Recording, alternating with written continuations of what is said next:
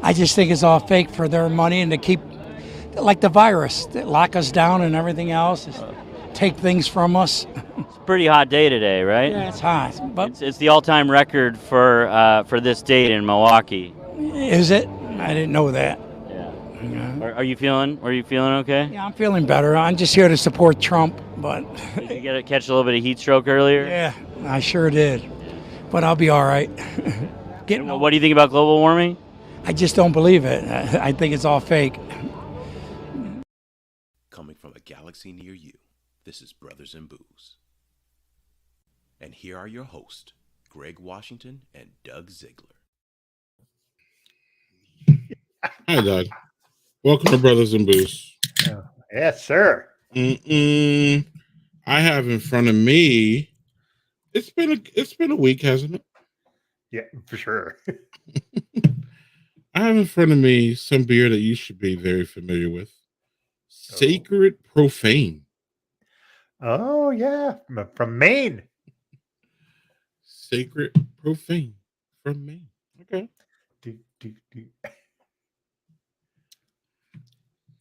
Yummy, yo. Mm-hmm. Light, crisp, but yet has those multi qualities that we love. Mm-hmm. Really fun, yo. Look at that, 4%. You could drink like one of these. We're getting old, dog. We're getting old. It happens, man. We're all there, right? Yep, that's Daniel has had theirs too. So this one he's talking about? Yep, that's their dark. They initially only started with a dark and a light lager, and now they branched off into a couple other things. But yeah, yeah, they can stop here, and that'll be fine. It's good. I like a good dark lager, like a black lager. Yeah. Amen. Amen. Yeah. Amen. So do the Germans.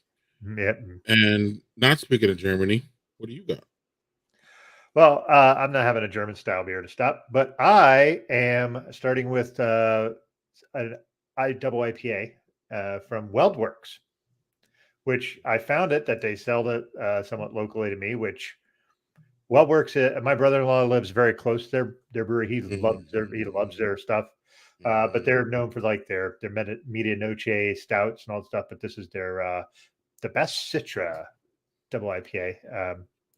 So this is made with Citra hops, Cryo Citra, Citra Incognito, and Citra Spectrum. So what the hell is that all about? But yeah, I would say they're known for their big IPAs too. Yeah, they're pretty. Like everybody kind of loves Weldworks. So, like finding that they were in Ithaca, which is, where I have to go into work to my office when I have to go in, it was kind of cool to see it.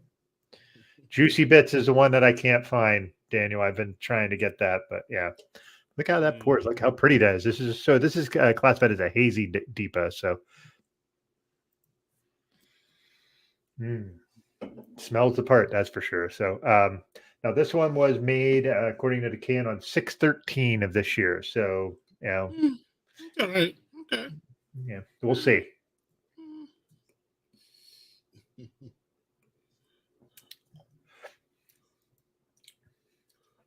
Little bit long in the tooth.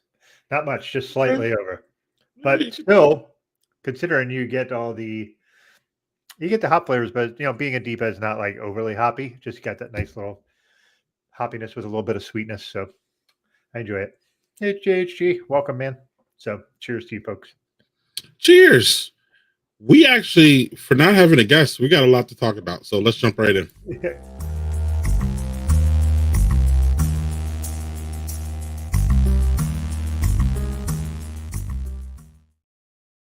So we'll start with you, Doug. Explain this picture. Okay, so this is great. So our friend Tiffany Martin, who we all know and love. So hi, Leah. So she and her husband Bernie were trekking down to Delaware, and she said, "Well, we'll kind of be driving around the Binghamton area. Do you want to meet up for a beer or lunch?" And I'm like, "Absolutely," because I work from home that day. So I'm like, "Let's do it." So yeah, more fancy new graphics. Greg's got all into the Canvas stuff now. So yeah, and it's been great. But yeah, she stopped there. We had a couple beers, had some really good food. Beer Tree is like right down the road for me. I took her there because one, it was open at 11 a.m., which is when they got into town. Two, they have good food, and three, they have like 18 or 20 taps. So you have like a variety of stuff. Although right now they have like they're in that mode where it's like 15 of our taps are IPAs. So that was a little bit of a bummer, but yeah, they it was great seeing her in person for the first time. That's the first time I ever met her in person. So yeah, so that was cool. And her husband Bernie's super nice too. So yeah, that was great. Mm-hmm. Bernie's a dog. He's great. Yep. Love Bernie. Bernie and her are kind of like they're yin and yang almost. They're both Yep. equally as wacky, and I mean that in a great way. Yeah. And fun loving, and they have that energy that like I mean, you can't be down when you're around Tiffany. It's just not possible. No. Her energy brings you up, and that's the type of people that I love to be around. So Yeah, and they're also the kind of folks that just like, hey, let's go do this, and they're like, yep, and then they just go do it. right. Now, not having kids helps a lot with that. To be first and foremost, but I that's was very gonna helpful in say that. that. But still, even there's lots of people who don't have kids who don't just go on adventures like they do. They just freaking go. True. A nitro belt. All right, hey, GHD. But That I've never had a nitro Bellhaven Black Scottish Stout. Those I've had Bellhaven Black. It's a great fucking beer. I've never had a nitro version of that. Sounds delicious. Yeah. Wow. Yeah, Tiffany and Oh, I tried that. Hide that. Sorry, my bad. You go. Sorry, I was trying to take the other. This is what happens when two people produce. Well, you're producing. I'm just kind of. Well, I don't know.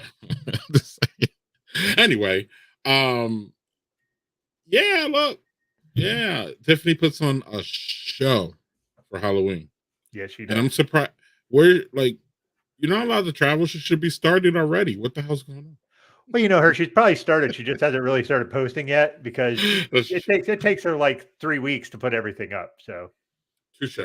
Yeah.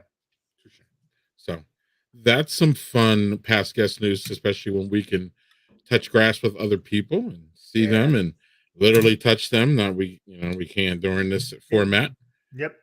And given we did a lot of our stream during the pandemic, it's really nice to be able to do shit like this. Yes, it was fun.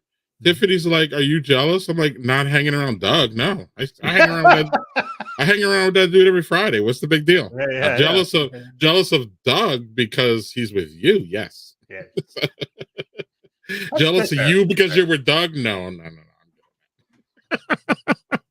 Anyway, it made me happy. That made me smile. That was great. Yeah. Look, I'm glad y'all got together. That's awesome. So, what's not awesome, it's an unfortunate segue to another past guest news, is our friend Whitney Ann Adams here, on strike with showing her solidarity with her co-workers and friends, out on the strike that doesn't seem to have any end, unfortunately, for people, like us who enjoy the movies. And I've been enjoying more movies now than I ever have been, Doug, pretty much since I've been a young kid. And this whole shit is just way disappointing. But shout out to Whitney for, being a real one and being out there with her friends. As this post says, she's not personally on strike, y'all, but she feels that she needs to show solidarity with her friends. So, also she's not working. So she has the time, unfortunately, to show solidarity with her friends because she can't work because of the strike. So, or she could work, but she's not going behind, strike barriers and all that. Or I don't even know if they even have the production up. So it's just a mess. But shout out to Whitney. What's up, man? Well, I also want to say there's a few places that have struck a deal with SAG-AFTRA or W Writers Guild, but they are like AMC Plus did. They struck their own deal with them where they met all their conditions. So Oh. like there's the big ones are Amazon and Netflix Disney. and Disney, and all those motherfuckers aren't willing to come to the table because they make a shit ton of money off of how it is now. But these other services and maybe some other smaller studios like A24, which makes a boatload of movies, including like Blumhouse and like all these things, they struck a deal with them as well. But there's because they're not a giant studio. They don't produce like blockbuster movies. Like they produce things like Midsummer and they a couple of Everything Everywhere All at Once. That was not a big production money wise. It was a great movie, but that is the kind of stuff they produce, and they somehow struck a deal with them to meet all their demands. Yeah, their platforms, if they're losing money, it's because the fucking people at the top are just taking too much fucking money out of it. That's the deal. Well, and dumbass mistakes. Like, we could sit here and we could waste an hour talking about the mistakes that HBO Max has made, and with Or DC or Max or whatever the fuck you want to call it, and DC and DC making whole ass movies ready to go, and they're scrapping them and all kinds of hot mess shit that they've done that they want to now magically blame on the actors. So, and the people that do it magically. Yeah, y'all need to stop them. So yeah, let's see. Isn't Anson Mount like? Doesn't he play Kirk or whatever the equivalent of Kirk is on Star Trek: Strange New Worlds? I think. No idea. I think Anson Mount is the guy there. Daniel and JHE will correct me on that if I'm wrong. I've only got through a couple episodes of Strange New Worlds. Pike. That's right. And I need to go back to that because I hear nothing but good things. And I will, y'all. I will. He's a real one. One of the reasons why I love him, he's Pike. Yep, Captain Pike. Yep. All right. Cool. So one last shot of Whitney here. Shout out to Whitney. I believe Whitney is scheduled to up here some point, y'all. I think it's in October. Mm-hmm. And we will hold on what we're working on. Yeah. But it's gonna be fun and y'all gonna like it. So yes, I'm liking it already. It's fun. It's gonna be fun. So Whitney will be back here pretty soon, y'all. So we'll get to talk to her about all that. And hopefully by the time she gets here, we can have a deal and people can go back to work. So last and certainly not least, in past guest news, Doug, because we got a lot of it this week. We have a past guest, two past guests, technically, and a co-host collaborating on something really cool here. So let me put up these graphics and then I'm going to explain what they is, and then we'll get your opinion, Doug. But so Ariana Bradford and our friend Lauren Yee are doing Ariana's doing a digital summit for multi-passionate, neurodivergent, and ADHD women and allies. Now, Lauren earlier today gave me the lowdown, so I'm going to read directly from her so I don't get this messed up. Chase the Chaos Summit. It's a digital summit for multi-passionate, neurodivergent, and ADHD women and allies. This world does not always seem set up for people like us, so we often try to fit in the boxes that we're given, but that's exhausting. If this resonates with you, this group of speakers is here to share advice, insights, ideas on how to acknowledge all parts of yourself, and be that through business and in life. The details is we got 2 days of this, y'all. It'll be the 9th, September 21st and the 22nd. It'll be from 9 a.m. to 4 p.m. Eastern with lunch break. There's going to be 12 speakers, as I think y'all should be able to see on the screen. I'm not at that screen, so I can't see it because I'm somewhere else reading. But the 12 speakers with a short Q&A. The tickets come with access to recording of everything. So if you can't make it during those times, you can buy it and then, probably watch it, the weekend after or something like that. But of course, it's always cool to be able to be there live, because then you can literally ask, shoot questions and kind of dive into things a little bit better. The full ticket prices are $400, but you can get $100 off with Lauren's promo card, family, and it looks like in big letters here, 01. So if y'all need any more of these details, I believe you can Google Chase the Chaos Summit, and it will come up.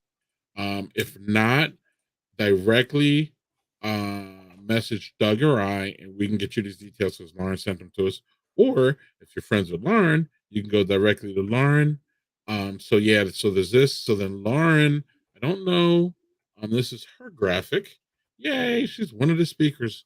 Don't know when. I guess when you get closer to the time, we can figure out the exact time that Lauren's going to have her presentation, but she's going to be a part of it.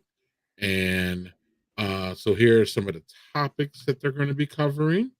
Um, Embracing all pieces of a scattered brain. Ooh, I can relate to that one. Uh, Being happy with being done instead of perfect. I can relate to that one. Keeping promises to yourself.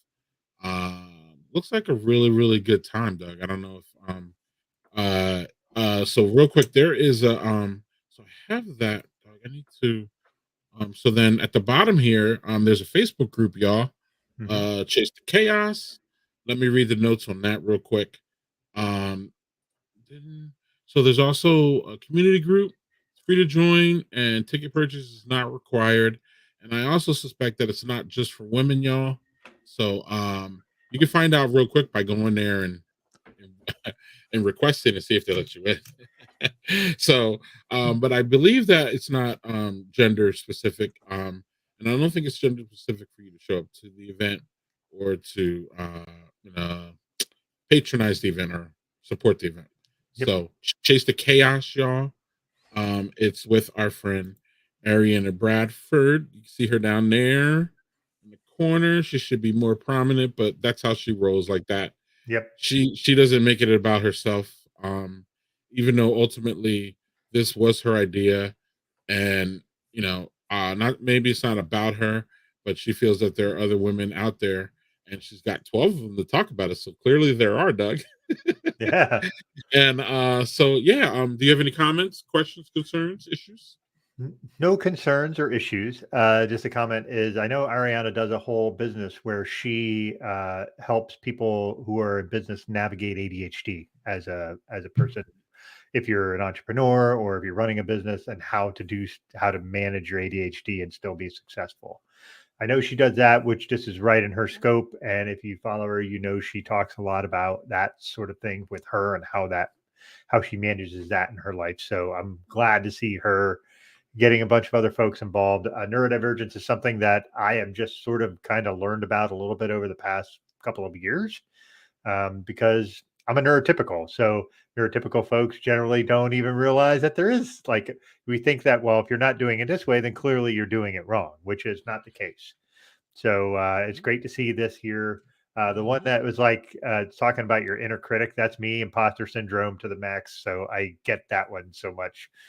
It's like get the third one down, ignoring your inner critic. Yeah, I have a hard time with that. Mhm. Yeah. Yeah, So, I think we all kind of do. You're your worst enemy in this. I love to tell my kids, you're your worst enemy because likely you're your worst critic. mhm. So then that could be bad if you don't know how to mitigate that, if that makes Yeah, sense. for It's sure. good For to sure. be a critic. It's good to be a critic. It's good to want better for yourself. But at some point, there's a balance to where it's just too much and it's not beneficial. Yeah. Unfortunately, I tend to ride over that balance like I'm fast and the furiousing it past the death every time. Yeah, yeah. Or sometimes it's hard, Doug. At least I found it's hard to know when you're past that limit. Mhm. It's not about going past it; it's knowing when you're past it and when you're beating yourself up too much. So, um, Agreed. clearly, this is something that's needed. So, check in, y'all. Check in. There's a Facebook group. So, at least just join the Facebook group if these are things that you would want to talk about. I'm sure the conversation's healthy in there, and if Mhm. not, make it healthy. Ask some questions. Ariana's very approachable, lovable, smart, all that. So, yeah, she'll get it, y'all. So, cheers to that. Cheers to Balance that for is sure. overrated. Yep, That's right. our guy, This, Darren. this is from ADHD guy. Yes, sir. Yes, sir. Yes, sir. All right, Doug. Something. I don't know. That was interesting, but Yeah, sure. something equally as interesting if I can find this damn button.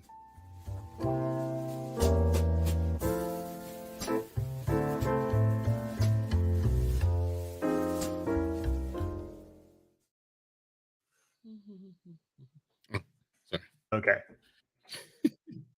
What are you reading? I'm technically not reading anything at the moment, but I did pick up these two bad boys this week Oh, nice. from our friend. Jeremy Lambert, baby. Yes, yes. Nice. Oh no, not ready Right. for that. I'm not ready for that one yet. So Dungeons and Dragons. This is the prequel to the movie that's out right now or leaving the theaters. So I'm really looking forward to. It's a graphic novel, y'all. So really looking forward to. The boys and I are gonna read this and then check out the movie. So that's cool. And then Goosebumps. I don't know. My kids grew up with Goosebumps. I'm not sure if yours kids did, but I just got this because I don't know. Jeremy's a friend of ours, friend of the show, and I just wanted to support him because I saw he had his new book out, which I'm interested in too. So yeah, man, Goosebumps and Dungeons and Dragons. Not reading them yet, but I should be able to run through these this week. And yeah, I'll let y'all know how good they were. But I suspect they're good, and Jeremy's happy about that. So I'm happy. That's excellent. Yeah, I'm glad that you found him too, because he's pretty prolific. He does a lot of things, so good on him. Yes, and Yeah. good on you for bringing him to the show. Yeah, we have to get him and his partner back, Mallory. So Yeah. yeah. Mhm. Oh, all right. So I'm reading this still because it's fucking 1,400 fucking pages. It is a gigantic book, and I had never read it before. It is. It's not as good as the Dark Tower series. Nothing will ever approach that to me for Stephen King. But the way that man writes, I am 700 pages into this book, and we aren't even to the main conflict. Like, and it doesn't feel like fuck. Are we gonna get? It doesn't feel like that because of the way he writes. Just makes everything. He writes so many stories within stories that it's almost like Inception level writing. And yeah, you're right, JC. It is. So, and also, he's reading Seven Eves. I can't wait till you get to the end of that, JC, because talk to me after it because the ending is something, and I'm not going to spoil it for you. Just I want to see what you say at the end. So, Man. yeah, Okay. and Darren reading the 1619 Project. I had a friend of mine, Aaron Softly, who was on the show. He read that book, and he said it was one of the best books he's read on that ever, like on race and racism and everything. So. Russell. Well, when you're a rep, I guess you kind of have to do that shit, don't you? Right. Russell, aren't you supposed to appear here? Yeah. He and Julie Burton are coming on the show, I think, in early October. Both of them? Yeah. At once? Yeah, it's gonna be great. Julie was dope herself. Okay. Excellent. All right. Let's see. The hard rain hasn't happened yet where I'm at. Yeah, I know exactly. That, by the way, Seven Eves is also like a 700-page book. That is not a light read. And it's very heavy science fiction, so very heavy on the science. Okay. Yeah. Wine. All right. Yeah, we'll be having a wine show when he's on. So that's not something you or I have ever done on the show. No. So this will be great. But little do a lot of people know I started in wine before I got to beer, so I'm down with the wine. Yep. It's just that beer takes so much of my time and gut. Yeah.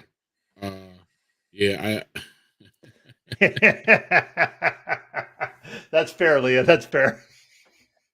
I love reading horror books, though. So, like, that's kind of something I was like all in. So, yeah. Jeff doesn't know what the hell we're talking about. It doesn't sound like he does. It doesn't sound like he cares either. And that's fine. That's fine. That's all good. That's all good. Hell yeah. All right, Doug. So, that's cool. I guess we'll go to this, Doug. We got a bunch to get to, so let's go to this quick.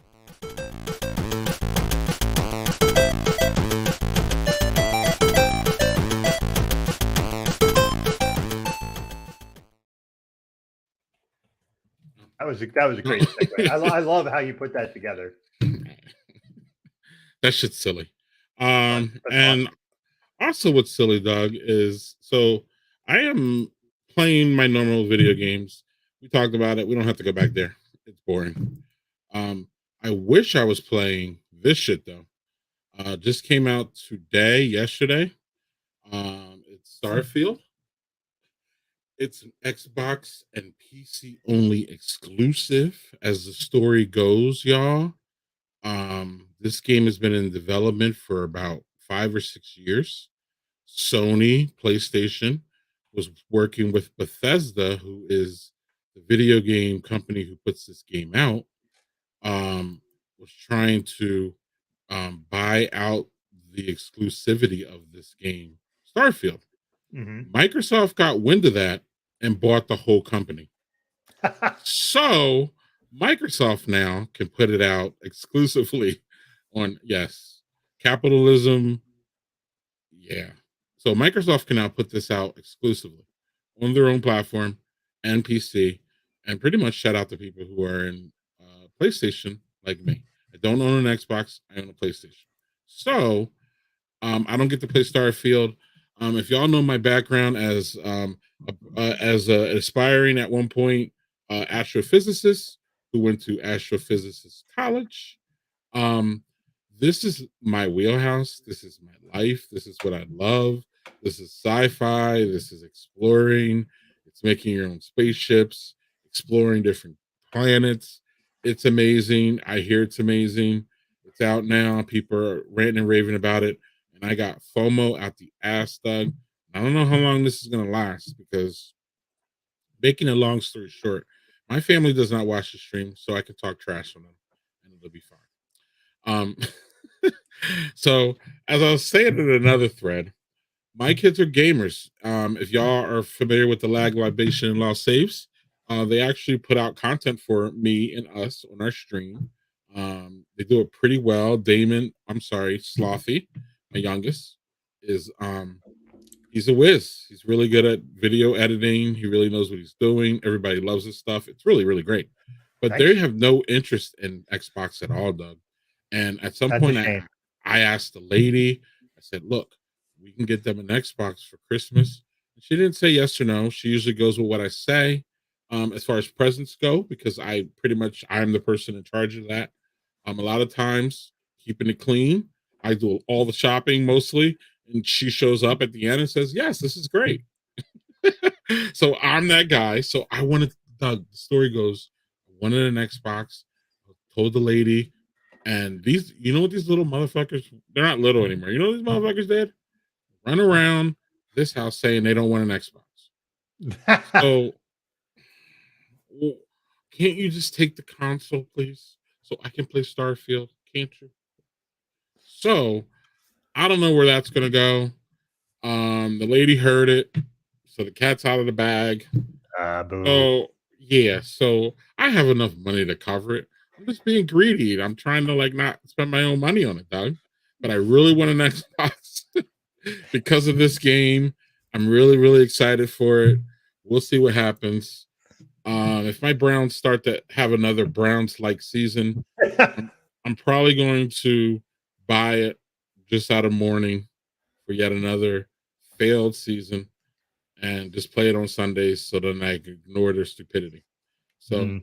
I'm already kind of setting up things, Doug, places where I can work in my Xbox. Do you have any interest or did you know anything about the Starfield buzz? Are you in on it? What's going on?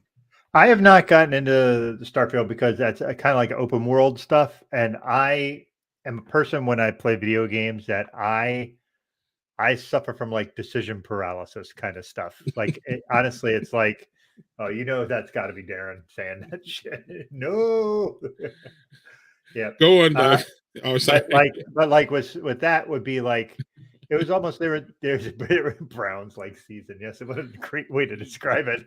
You Um, already know. yeah, yeah. So like there's certain games like that, like Spore was one of these games where you could basically go infinite out. And I just looked at that. I'm like, I no, I don't play. I'm not on games enough to be like I can spend like things like Baldur's Gate and Diablo 4 and Elden Ring and all these things look great, except I want to be mindless when I play video games. Just either give me shit to blow up or send me down a path and let me just follow the fucking path. And then that way I Yeah, think.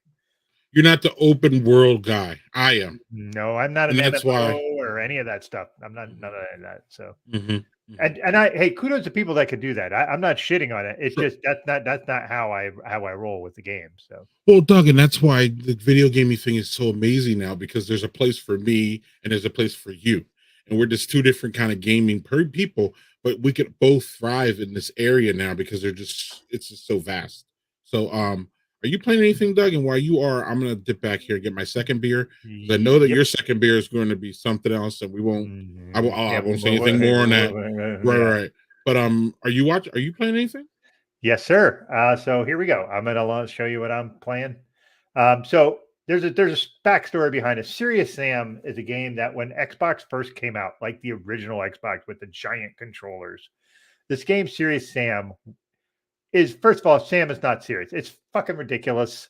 He says a bunch of dumb shit. Like it's almost like in Metal Gear Solid where Snake would say ridiculous things. Serious Sam takes that and like says like, I'm gonna what hold my beer. I'm gonna say more ridiculous shit. But it's run and gun. It is fast. The enemies are ginormous, and it's just there is no fucking easing up when you're playing this. It's just nonstop run, go, go, go, go. It's like in the fashion of like Doom, like old school Doom. But you could see it like here, just on a video playing, just like it's just fucking things coming at you from every angle. It's super hard to maintain, but it's just fun and dumb, and there's nothing serious about it. Although his name's Serious Sam. But I really and the fun thing was when this first came out, I used to go up. My friends and I would always make a yearly trip up to Boston to see my one friend Darren, and we would play split screen on this giant TV, and we'd play Halo 2, no, the original Halo, excuse me, and Serious Sam. That's how old the Serious Sam franchise is. It's that old. It's back to the original Xbox, which is over 20 years old. And we would play, and you had four characters you could pick. You could pick Santa Claus, you could pick a disco guy, you could pick this woman, and then there was another person. And those are the four characters, and you could just blow each other up. And it was just so dumb and fun. And I got a soft spot in my heart because of it. So yeah, that's what I just picked up recently. I've not played it much. I will tell you, playing it now, fucking 20 years later, it's so much worse because my reflexes suck. And it's I'm so slow and it's so fast. But yeah, it's fun. Oh, that's cool. That's cool. That's cool. All right, all right. Yeah. So I'll check back in when I get Starfield, y'all. Yeah, Getting please do. Starfield, it's gonna happen. I just got to figure out the logistics. But I'm at this for a while. It's gonna feel like this.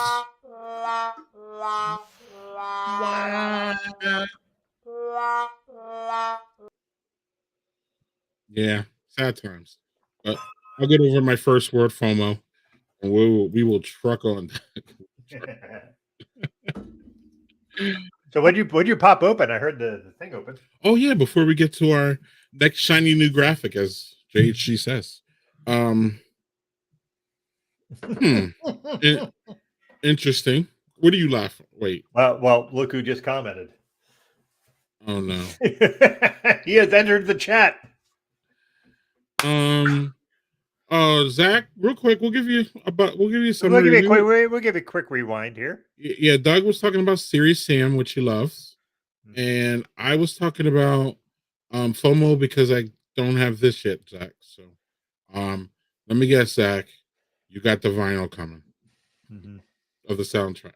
I bet you the soundtrack for this shit's amazing. But yeah, Zach, I was talking about how I don't have an Xbox and how I need an Xbox, and then how my kids don't want an Xbox, but I want to buy them an Xbox for Christmas.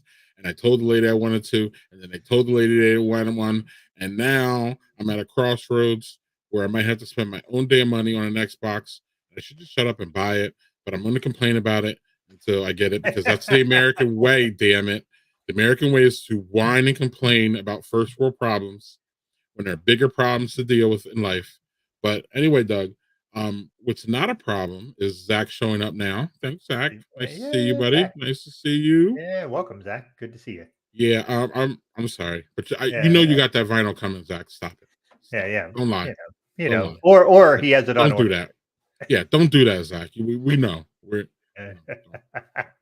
don't. But Doug, what is really nice is this interesting firstborn unicorn. Oh yeah. Look at that label though. Yeah. The North Bruin, like they seem to be as much on edge on social issues and stuff like that They as they are. can be in their area, or as they want to be. Actually, not can be, want to be. And a rainbow on a beer can normally isn't good, Doug, for selling beer. He doesn't give a shit. At some point we'll have Zach on and he'll talk about his idea. But yeah. Great, great. The sour is a nice little baby sour that Doug likes. Mm-hmm. It's not too puckery, but it does give you those nice flavors, those nice sour flavors. Also, there's some fruit in here that tastes really good too, but I can't really make it out. But this is a nice, easy summer drinker, as most sours are. And you can get away with this one in the fall too, though. So, cheers to that one. Yeah. And let's get to real quick, and then Doug will, after we do this, we'll get to your beer, and then we'll get to my third. Because I don't know if I'll be able to finish this one. I'm like you, Doug, with the sour beers. I only really need, you know what I mean, like that much. Yeah, and to be fair, that one is probably 3 months old, so it might be a little long in the tooth, but yeah.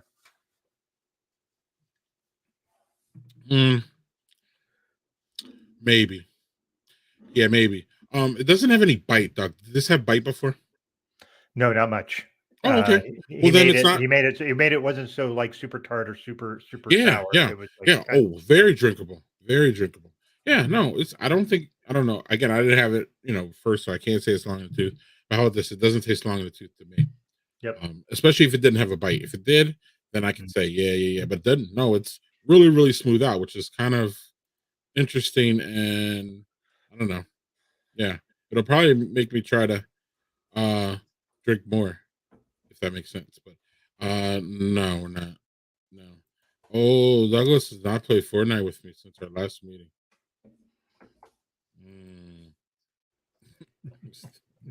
You? Oh, yeah. Okay. I still haven't figured out how on one of the pages it doesn't recognize me and the other two it does. I don't understand why it's not doing that, but yeah. It's silly. Yeah. And this isn't silly though.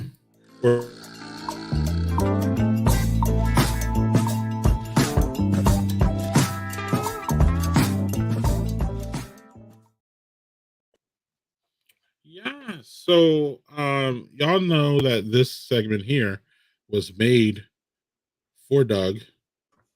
And so normally Doug is the one who talks, but today I'm the reason why we started, but I'm sure Doug will have something. Well, I have something, of course, for sure. You always do. I mean, it's always a given. But yeah, so this week me and the boys watch this. So Doug, here's my non-spoiler assessment. So I wanted to like this movie bad, because Batman's in it a lot. He's even in, as y'all see, he's in the promo. It's in the promo. So no. So I don't know if telling you what Batman it is, or Batman appears will be spoilers, but a previous Batman or two showed up. Why two? Well, did y'all see what was it? No Way Home from Spider-Man, where all three Spider-Man showed up and everybody was like, what the hell's going on? Well, Flash has these elements of this. So, Doug, my overall problem with the movie is that, well, besides that the main actor is a fucking douchebag, outside of that,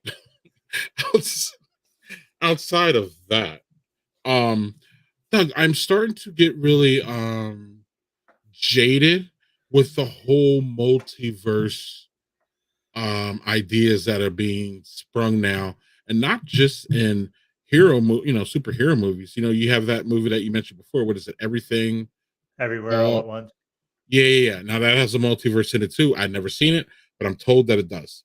All these multiverse stories sometimes confuse the fuck out of me, and I'm just keeping it clean. I don't know what the hell's going on. Who's here? Why do we have two Batmans? Why do we have three fucking Spider-Mans? Why are they all together? Who is Doctor Strange? Why should I give a fuck about him? I mean, it's just my head almost like explode. I almost feel, Doug, that we're at like, you know how like the zombies came up, what was it, like 6 or 7 years ago? And then like everything is zombies. Zombies in COD and zombie movies and The Walking Dead and everything was zombies. So now it seems like everything is like multiverse. Everybody has to be in like some kind of multiverse and time traveling. Look, y'all, look. Back to the Future confused the fuck out of me. So when y'all get like multiverses and time travel, I don't know what the fuck to think. And I'm still trying to figure out what the fuck is going on in this movie. Okay. So with that being said, it was all right. If y'all like superhero movies and you like Batman, maybe I would suggest that you watch it because it's kind of a Batman movie. Any movie with Batman in it to me is a Batman movie. Batman, as I was trying to tell my kids, to me, it's just he's so big now that like you can't just sneak Batman into a movie and be like, oh, it's a guest appearance from Batman. No, it's Batman. He's gonna take over the whole fucking thing. And he should, because he's Batman. So with that being said, Doug, I don't know what the fucking thing about this movie. And y'all should go and see it if y'all are interested in DC movies and all that. Again, keep in mind that the actor is a fucking douchebag and shouldn't be the actor for this shit, for the record. They could have found anybody else to do it, but whatever. Yeah, that's where I'm at with The Flash. Have you seen this mess? I've not. And I have Okay. no plans to. So yeah. I would like to make a point though that I remember in the movie fucking Zach. Yes. Now that would make that shit interesting. That would actually make me want to watch it. Two Samanthas. Yeah. Look, you can say it's multiversal. Yeah. Go on, Doug. What were you going to say about the multiverse or No, well, I'm going to say Flash, that, or what do you got? Well, the Flash is kind of mocked in the show The Boys because there's a guy who's fast and that's all he is, and they kind of mock that guy pretty openly. I mean, I know Daniel Fisher's seen that show, but like the guy that plays the super fast dude, I can't even remember what his name was in that show, but it's Zach.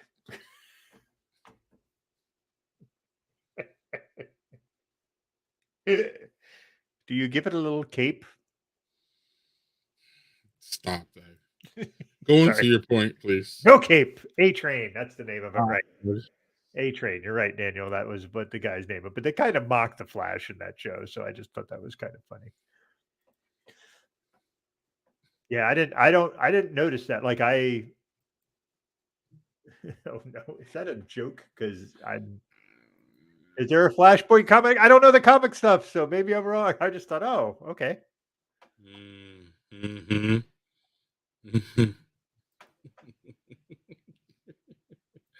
Doug, back to your point about Flash and the multiverse and all that shit. No, not really. Listen, some of the multiverse stuff I like. Like I like time travel stuff. There's a show called Dark. There's a show called Dark on Netflix that is probably the best time traveling show I've ever seen. It's done in German, so it's all subtitles. But it is even like I'm good at following that stuff. And that shit was confusing to me. So, but I can understand. Like if you're like switching timelines, sometimes that is if it's not done well, it's really fucking off. So I could see why that would be.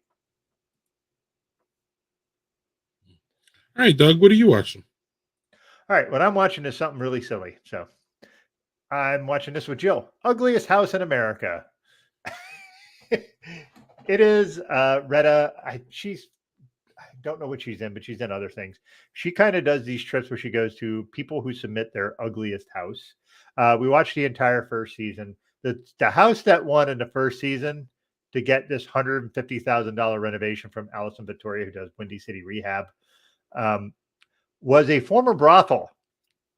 The best part of that was that house was bought by this girl who graduated college a few years ago and who was a teacher. Her dad, when she graduated college, Oh, Parks and Rec. You're right. And she's in Good Girls. You're right, Leah. That's right. I remember my wife watched that. But her dad bought her this house, sight unseen, just said, I'm going to buy you a house. And it was a former brothel. There were cameras in every room. It looked like a 70s just brothel house. I don't know how, like, every room was just gaudy and terrible. The carpets were fucking stained everywhere. And so they gave that girl like a makeover. This year, their season is like basically where they're doing ugly houses in places where it's really pretty, like they're calling it in paradise. So we are up to the last episode. So basically, each episode is they go to 3 different houses in a region and they pick the ugliest one in that region. And then, yes, you're right, Daniel. That had all shag carpets in the whole fucking thing, and it was goddamn terrible. Mirrors everywhere. Yes, it was kind of like a Mustang, and that was actually mentioned. Was that Retta mentioned that it was like a Mustang ranch? So that's kind of funny that she said that. But yes, yeah, it is. It for just silly watching and not. You know me. Generally, I watch stuff that's kind of. I want shit that kind of rattles my brain and makes me think. And this is not that. This is just you watch it just for dumbness. Retta's really funny in it. So yeah. Both? Oh yes, Manny. I am talking, yeah. It was Both? there's a all right. So in the back, there's a pool in the backyard, but there was a like a sunroom before that. And in that sunroom, they had a sink for washing hair like it was a salon, so the girls could get ready to meet the clients. That was the house. I'm telling you, it was terrible. I didn't see the 3rd season, so yes. All right. Zach, that was a little too ethereal even for you, sir. So Yeah. I've So, heard nothing things about Blue Beetle, so. Chris, why not do both? My sons watched. My boys seen both those within the last week. They saw Flash with me 2 days ago, and then they saw Blue Beetle at the movie theaters for the $4 movies on Sunday. So they saw both. So you can see both, and the boys agree that Blue Beetle was better than Flash. I don't know. My youngest said that Flash was bad. My oldest said it wasn't horrible. I agree. It wasn't horrible. It could have been a lot better. Again, it's just I get fucked up with the multiverse, especially if y'all not clear about what the hell's going on with it. Again, I need it really. I love the time travel movies, Doug, but I need it really, really clear and crisp, like Back to the Future. I know it's old school. I know I'm old for that reference, but that's just the way it is. So, Doug, I'm about to go on a rant here. So I'm not sure, or not a rant, but like just a discussion about what I'm about to watch or what I'm going to watch soon. So I don't know if you want to do your beer first. Let me do my second beer and then go on your all right. And I got a third beer too. Yeah, well, I'm not gonna have a third beer after this, and I'll show you. Which might be, but mine might be similar to yours, actually. That's okay. That's interesting. Interesting to see what you're pulling out here. Yeah. All right. So what I'm pulling out is a Dragon's Milk Triple Mash. Oh! Wait. So, folks, the reason I said I might only have 2 is because this is 17% ABV. This is really, really fucking high. Oh, Manny, don't say it. Manny, please. Maybe be a little more discreet about that offer. Is that what you're gonna do it with me? Yeah, baby. Let's do it. Oh yeah, now I gotta find an opener in this. Yeah, go. I made sure I had a bottle opener with me because I'd done that before where I had to go get a bottle opener. So, and did you notice? And look at the cap. The cap is actually different than their normal Dragon's Milk because it's Dragon's Milk Cellar. Oh, so yeah. Again, thank you, Steph Harding, for sending me these things. And she sent me this. Look at this. It's a Dragon's Milk glass. I mean, I'm close with the one well glass. That's a dude. What the fuck? We didn't even coordinate this at all. We did not coordinate this, y'all. And One Well, if y'all know, is a Michigan brewery, which is really close to New Holland. New Holland. Not as close as, it's not up the street, but it's close. It's closer to where I'm at. You're right. Yeah, It's a nice dragon. Yes. Oh boy, does that smell delicious! That smells. Yeah. Now mine's gonna be a little cold because I just took it out of the fridge. Doug, has yours been sitting out? What's that? Has yours been sitting out? Because mine's a little cold. No, I had mine in my fridge, and before the show, I have a little like bag, that insulated bag that I throw them in. So it's been not. God, that smells awesome.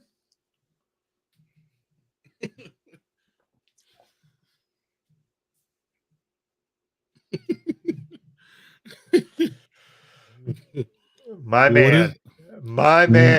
What is the ABV again on this? 17. My man, this is fucking good. The after show is going to be interesting. That it is, because I might have to have a third after this just to keep up with you. Oh yes, we are twins, and whip it out. Okay, thanks, Manny. Mm-hmm. Yeah, Manny, you missed it. Zach might be ready to whip it out. He was talking about it before, but luckily he's not on the stream. Well, Manny said pull it out, and I told him to kind of ease up with that sort of talk. So, but okay. Doug, this is really nice. Thank you for giving this to me at Barrow Flow.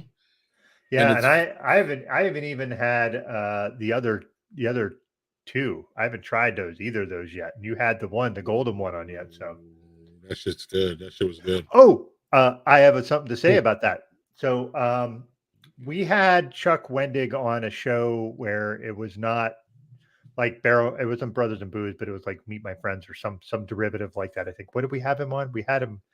We just did a special day for him. Remember? That's right. It was Brothers. It was technically Brothers and Booze for sure.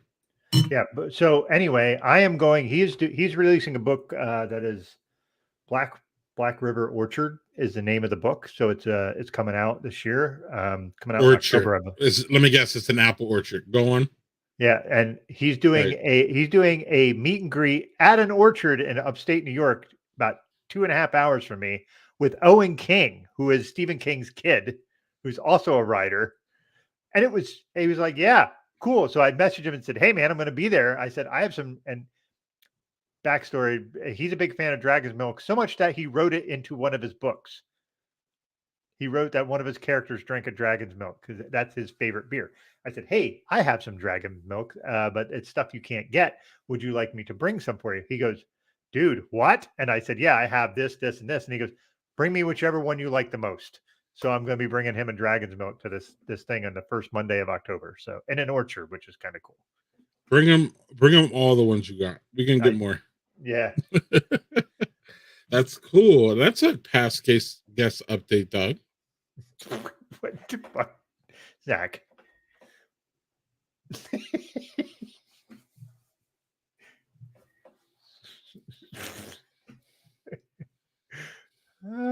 Yes. Your shirt done? Spinox, yes. By the way, it was a real pleasure meeting him there at Barrel and Flow. I'd never met him before and got to try his beer finally, so that was lovely. So I didn't get any Smitty FaceTime this Barrel and Flow at all, not even a little bit. I think I might have made eye contact with him once, something. It just didn't work this time. Also, I should get a little credit for mine. Yes, you do. That is like an old school fucking black-owned brewery there. Yeah. Excellent. Cheers to that. By the way, first one in America. Still again, fucking delicious. Mm-hmm. This reminds me of when I had Max lemongrass ale that was like 14%, and I was like, Jesus Christ, I about melted in a chair. That's what this is like. This is like an out-of-body experience. Holy moly. Zach? No. In case you didn't know, the dragons are always from the mother. It's a mother of dragons from, Game of Thrones and all that shit. So. Man batter. Mm-hmm. That's where we're at. That's Zach's romantic talk. Man batter. Hey, baby, would you like my man batter? All right. Well, I'm going to move. I'm going to move on let's move on. as fast as possible. We're actually still technically on What Are You Watching? And I just want to talk about real quick what I'm watching. And I know I'm going to get probably spammed and canned in the comments, but let me cook y'all, okay? Do it. Before you jump on me, okay? Because when I first put this up, I know y'all going to be like, what the? Relax, deep breaths. Okay. So I am looking forward to watching this coming up, y'all. Yeah, the Video Music Awards on MTV. Yes, before we get the comments, MTV does not play videos. Correct. They haven't for years. This is old news. The sun is hot and Donald Trump's a dumbass. Some things we all know and we don't have to go gloss over talk about. But the VMAs are important to me. Why? Why the VMAs, some dumb award show, important to me? Doug, because it's literally one of the connections I have to my kids.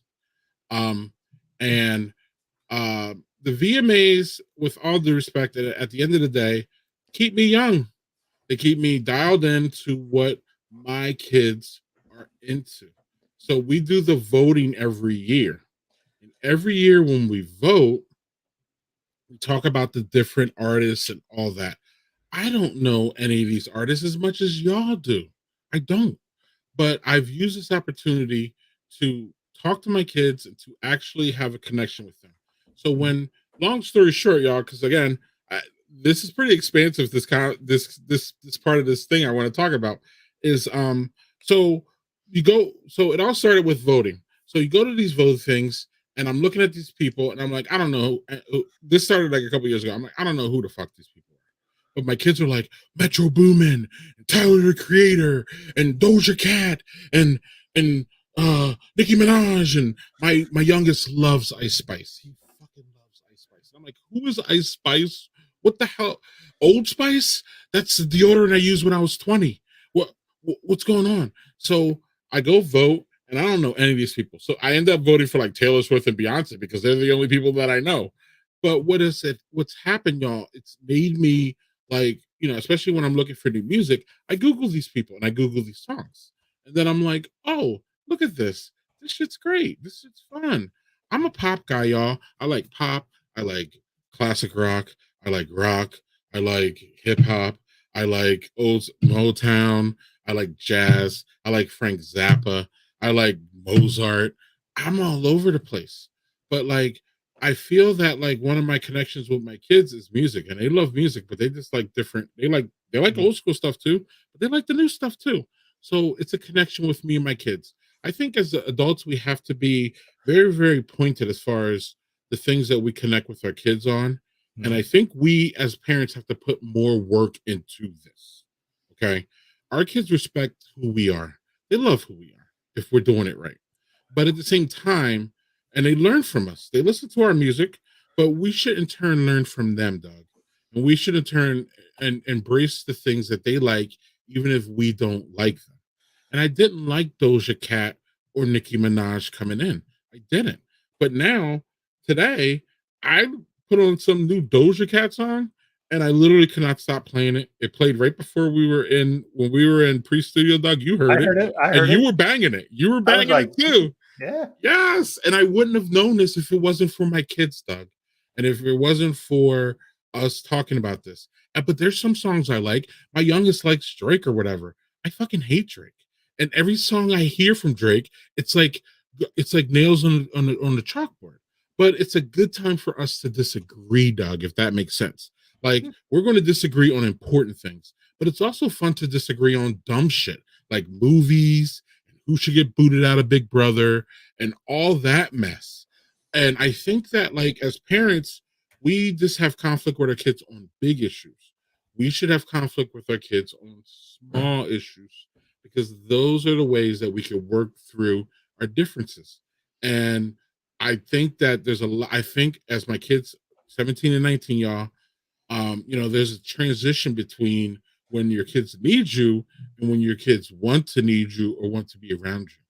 And I just feel that we have to be intentional as parents and go and do the things that a lot of our kids want to do if we wish to have a a good relationship with them in the future when they move out and all that. Maybe we won't be talking about Doja Cat and SZA and all that, but at the same time, it's just it at least shows. I think it shows that I am willing to step into their world, be uncomfortable, because a lot of this music I don't know, and I don't know who they are, and it's not just like taking them to shows, y'all. Like, it's good to know these songs. It's good to know their generation, and maybe hopefully that can be help me relate to them as they get older, and hopefully gives them more confidence that they can come to me and I'm not just some old cranky boomer who they can't come to me at all for. And I think a lot of us feel that way about our parents, Doug. And so I don't want to be that parent, and I refuse to be that parent. So yes, y'all, I'm going to watch the VMAs with my kids. I'm going to vote every day because the songs that these kids vote for, and I mean my kids specifically, oh no. So I do like the counter vote. So if I know that they're voting for The Weeknd, who I absolutely despise, Doug, I cannot stand The Weeknd. Whoa, we are going to disagree on that, but go ahead. He's a whiny whine who whines a lot, and I can't take the whining. I can't. He's a whiny whiner who whines a lot. Right, and I can't do the whining. I can't listen, man. I couldn't do the whining back in the day. Whining, like that whole thing, is just all right. And then that's what I feel about Drake too. I feel like he sings out of his nose and he's a whiner. So I don't like him either. Look, y'all can spam me in the comments. I haven't clicked the comments. I see that there's a lot. So I know there might be problems there. not too much of what you're saying. But yeah. No. But like, again, mostly what it's used for is just used to keep me young and to keep me connected with my boys. And it's just really good fodder because then, I like new music too, Doug. I really, really believe I'm not an old curmudgeon who believes that there's no music. I just think I'm not exposed to it. And the VMAs help that because there's multiple genres too, man. Like, for example, I know we got a lot of people who like rock in our who watch us. There's a rock category, and in the rock category it's Metallica and Foo Fighters. Those are the two I know. And the Foo Fighters win every year. Right. And I didn't, well, probably, but I didn't know the other three, Doug. So what did I do? I Googled the other three songs and I listened to them. I was like, whoa, there's some bangers here. Really good. Cool. And the Metallica song that is nominated is an old school Metallica song. It could have been on one of their first three albums, y'all. And Metallica's making rocky more music now. I don't know if y'all know this. So it's good to know that too. Because everybody in our genre knows Metallica, whether you like them or not. Old school rocks, heavy metal, rock. And they're still pumping that out, y'all. So, there's no good music. You sound like a boomer. Stop it. Don't do that. Like you're aging yourself so hard, and your kids are probably going to roll their fucking eyes at you. So don't do that. Just don't. So that's where I'm at, Doug, with the VMAs. Do you have any opinion on the VMAs? Not much. Or award shows like this, or do you have anything on like connecting with your kids? Your kids are, this is a kind of good conversation for us as you have adult kids and you still have, teenage kids, and I have teenage kids / adult kids, and keeping those bonds and, keeping that connection there when they're, literally you have a son that's literally thousands of miles away, or I'm sorry. About that, probably, yeah, it's pretty. Yeah, you have a kid that's literally thousands. Well, he's almost 1,000 away from me, so he got to be thousands from you. Yeah. But you know what I mean. Like, there's that thing where I'm trying to be really, really conscious about, while they're still here, keeping those connections and just showing them that I have an interest in the stuff that they do because they do it. You know what I mean? It's like, you have connections with Jill. Things that Jill has, put in front of your face or let you experience because you jumped in with Jill, whether it be TV shows or whether it be ideas that she had or places she wants to go. You're like, hey, I'll do that. Let's go. And all of a sudden you're like, damn, thanks, honey, for exposing me to this, So, do you have any comments on any of that shit that I just said after you drink that wonderful beer that, oh man, this, it's too good. Right. Yeah. What's going on, Doug? So, connecting with your kids, especially when they're not young, can be a little hard because the thing is like I drove last October, I think it was, or November. I drove down to North Carolina. My son wanted to go down and meet some of his gaming friends. and we talked about different music and stuff like. So yeah, and he shared some of the stuff he likes. And yeah, I did not, but hey, No, no, oh no yeah, shame, yeah, yeah. no shame in that. Go on, go on. But he shared some of the stuff and stuff that I'd never heard of. But he likes artists that aren't. No, I said, Sorry, Doug. Sorry. Go on, go on, go on. no, it's just I'm funny. catching up over here. The shit's hilarious. Yeah, but he shared some stuff, and then I would share. Oh well, that sounds similar. Like one of them, and I can't remember the name of the artist. It's escaping my brain. But I said they sound a whole lot like Portishead, and he goes, "Who the fuck is Portishead?" So I got to introduce him to Portishead. He's like, "This is great," and I'm like, "Yeah, it's pretty cool. I really like what you shared with me." So like my oldest son is really into music, and my youngest son is also into music in different ways. They have different things. So like my oldest will like, here's a playlist that I made of some stuff I'm listening to. And my son also did make some music, nothing like he was like, oh, I'm gonna produce music. It was just something he did for like a whim to try to fucking fill time and have fun. And then my youngest is into like everything. Like he's just all over the place with his stuff. Like he has his own 80s music playlist. And it was funny. There was a time when my kids, my sons from my first marriage live an hour away from me down in Scranton, and I would drive them back. And during that time, we would take turns picking a song up of YouTube to play for everybody to listen to. So they would introduce me to stuff, and like one of the songs that they both liked was "Chop Suey" by System of a Down, because I introduced it. Great song. And they were like, Great "What is song. this?" And I was like, "Just listen to it." Yes. And I explained to them like the Persian heritage of it and all this stuff, and they're like, "That's pretty cool." So that's just something that they liked, and I think it is. If you can find a way to connect to your kids, it might not be music, it might be movies, it might be TV shows, it could be all three, it could be whatever. It is one of those things where, and it's funny. Zach mentioned something where where his son played something. It was from Souls of Mischief, and yeah, that is Armenian. You're right. Sorry, you're correct. It was not in Persian. And the reason I was thinking Persian was because it actually came up in the trivia question this week when I was at trivia this week. So that's my bad. But so yeah, but it is interesting. Like when your kids find something that you liked from your youth, and you're like, "That's cool. That's something I listened to when I was, 12." And they're like, "What?" And they're like, "Yeah, it's just cool to kind of connect that way." So yeah. Yep. Yep. It's a fabulous way to connect with the kids. Yes, JC. But what I find, JC, with parents, it's a lot of one way. It's from the parents to the kids, meaning the parents say, hey, listen to this. And I think if you're going to be that way, and that's fine, I think you have to be the other way too. When your kids say, hey, here's Ice Spice, check it out. And you're like, who's Ice Spice? And why should I even give a fuck? And then you find out. And then look, if you don't like it, be open to them and tell them why. Like have a dialogue. Come back. Like don't, I think sometimes as parents we shy away from when we disagree with our kids about dumb shit. We're just like, oh, I won't say it. No, say it. Like have that conversation. We're not all the same. They may be, they came up from under you, but we're not all the same. So to answer JHG's comment here, I know JHG's a rocker. Here's the categories for rock, JHG. So, Foo Fighters, what is it? The Teacher, good song. That's Metallica there. You see Metallica. Manskin, I don't know if you ever heard them, Doug. They're pretty damn good, actually. I have not.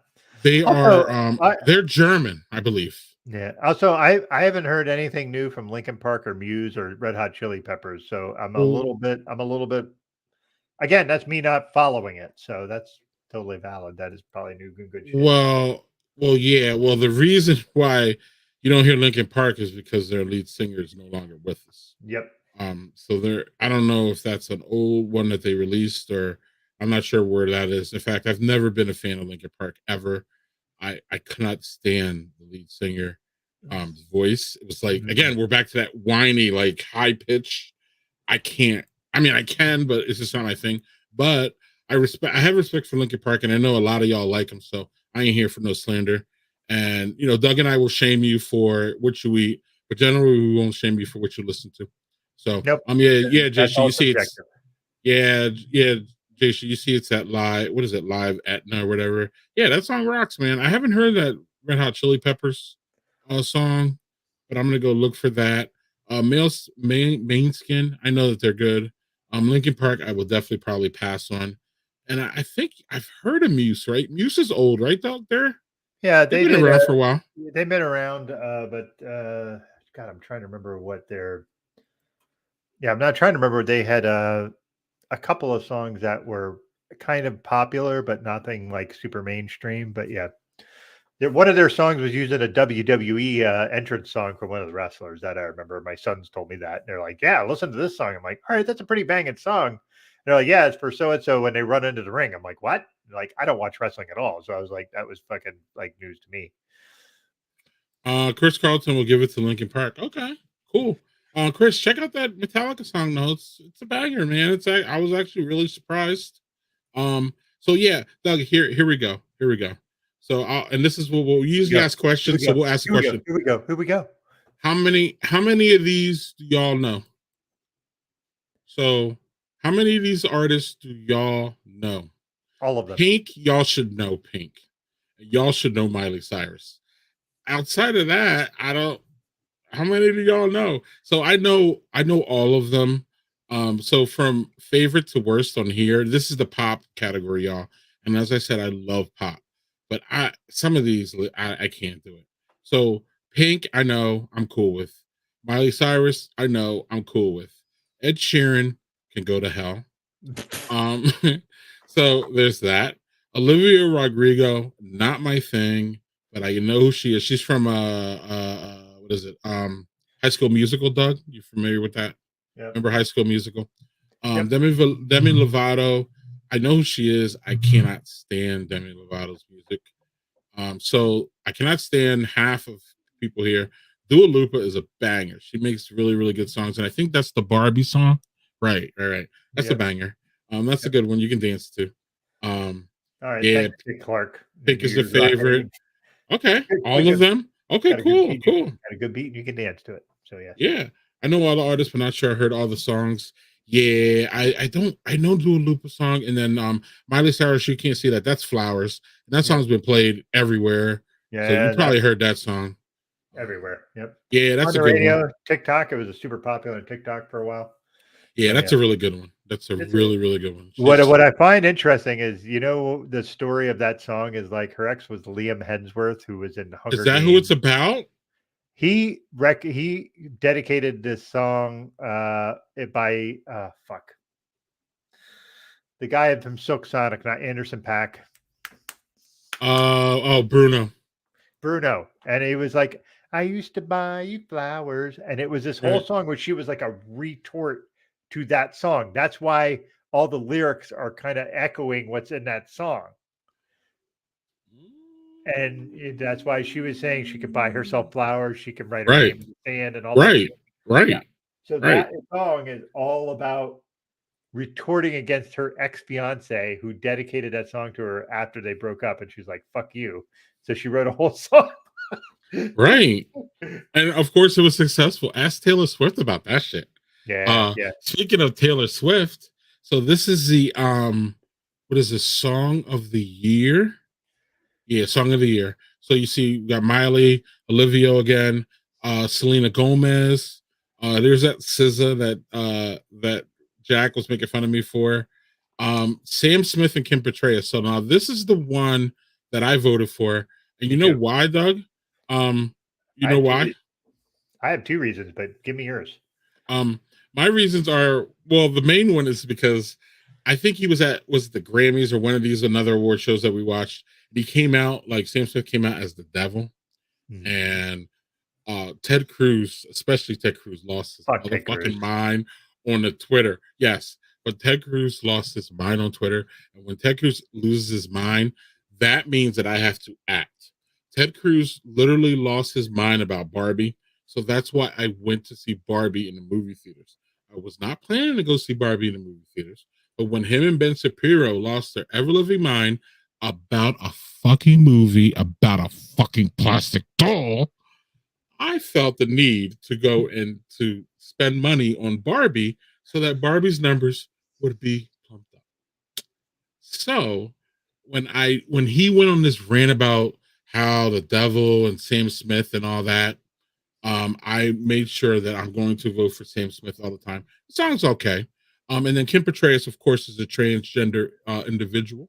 So then I support her for that. And of course, they think that that's an abomination too. So I'm all over that song as far as promoting it. I believe, while I don't hate Taylor Swift, Taylor Swift does not need anybody's help in anything. That's So fair. I like her. No, and I'm not even disparaging her. I actually like her music. She's got definitely more than a few bangers that everybody should like. She hangs out in that pop area. She's kind of more like country too, a little bit. So she kind of hangs out in the area that I like. But what is your take on Sam Smith and Kim Petras? Well, the thing is, Ken Petras is trans, and obviously I'm a big supporter of that. And so the other thing is Sam Smith is non-binary. So there is that. It's all LGBTQ positive stuff. And Sam Smith is not a skinny, scrawny person. No, he's not. He came out dressing sexy as someone Yes, and that was the problem. It's a whole lot of the fat phobia stuff of being like, well, that person who isn't svelte is trying to act sexy, and that makes me uncomfortable. If I'm what, if that makes you uncomfortable, fucking don't watch. Get the fuck out of here. That person was feeling themselves and being okay with them not looking how your perception of beauty is. Like your perception of beauty is skinny and all that. No, that person, like, they were feeling themselves and just being themselves. And you know what? I want to support that. I want to support folks feeling and being themselves. And that song is a fucking hell of a fucking song. And it is catchy as shit. I'm going to tell you, I will tell you. And the thing is, that song would have been bigger if the people who were managing Sam Smith, that song came out. There was a snippet of that song came out in TikTok, and that shit was everywhere in TikTok. And they didn't release it for like 3 months after that. And I was like, you guys are idiots. This thing is like blowing up on the biggest app on the planet. Fucking release it. It was done. Like, why are you waiting? So like that song would be the song of the year if the people managing Sam Smith would have had a brain in their head. But sure.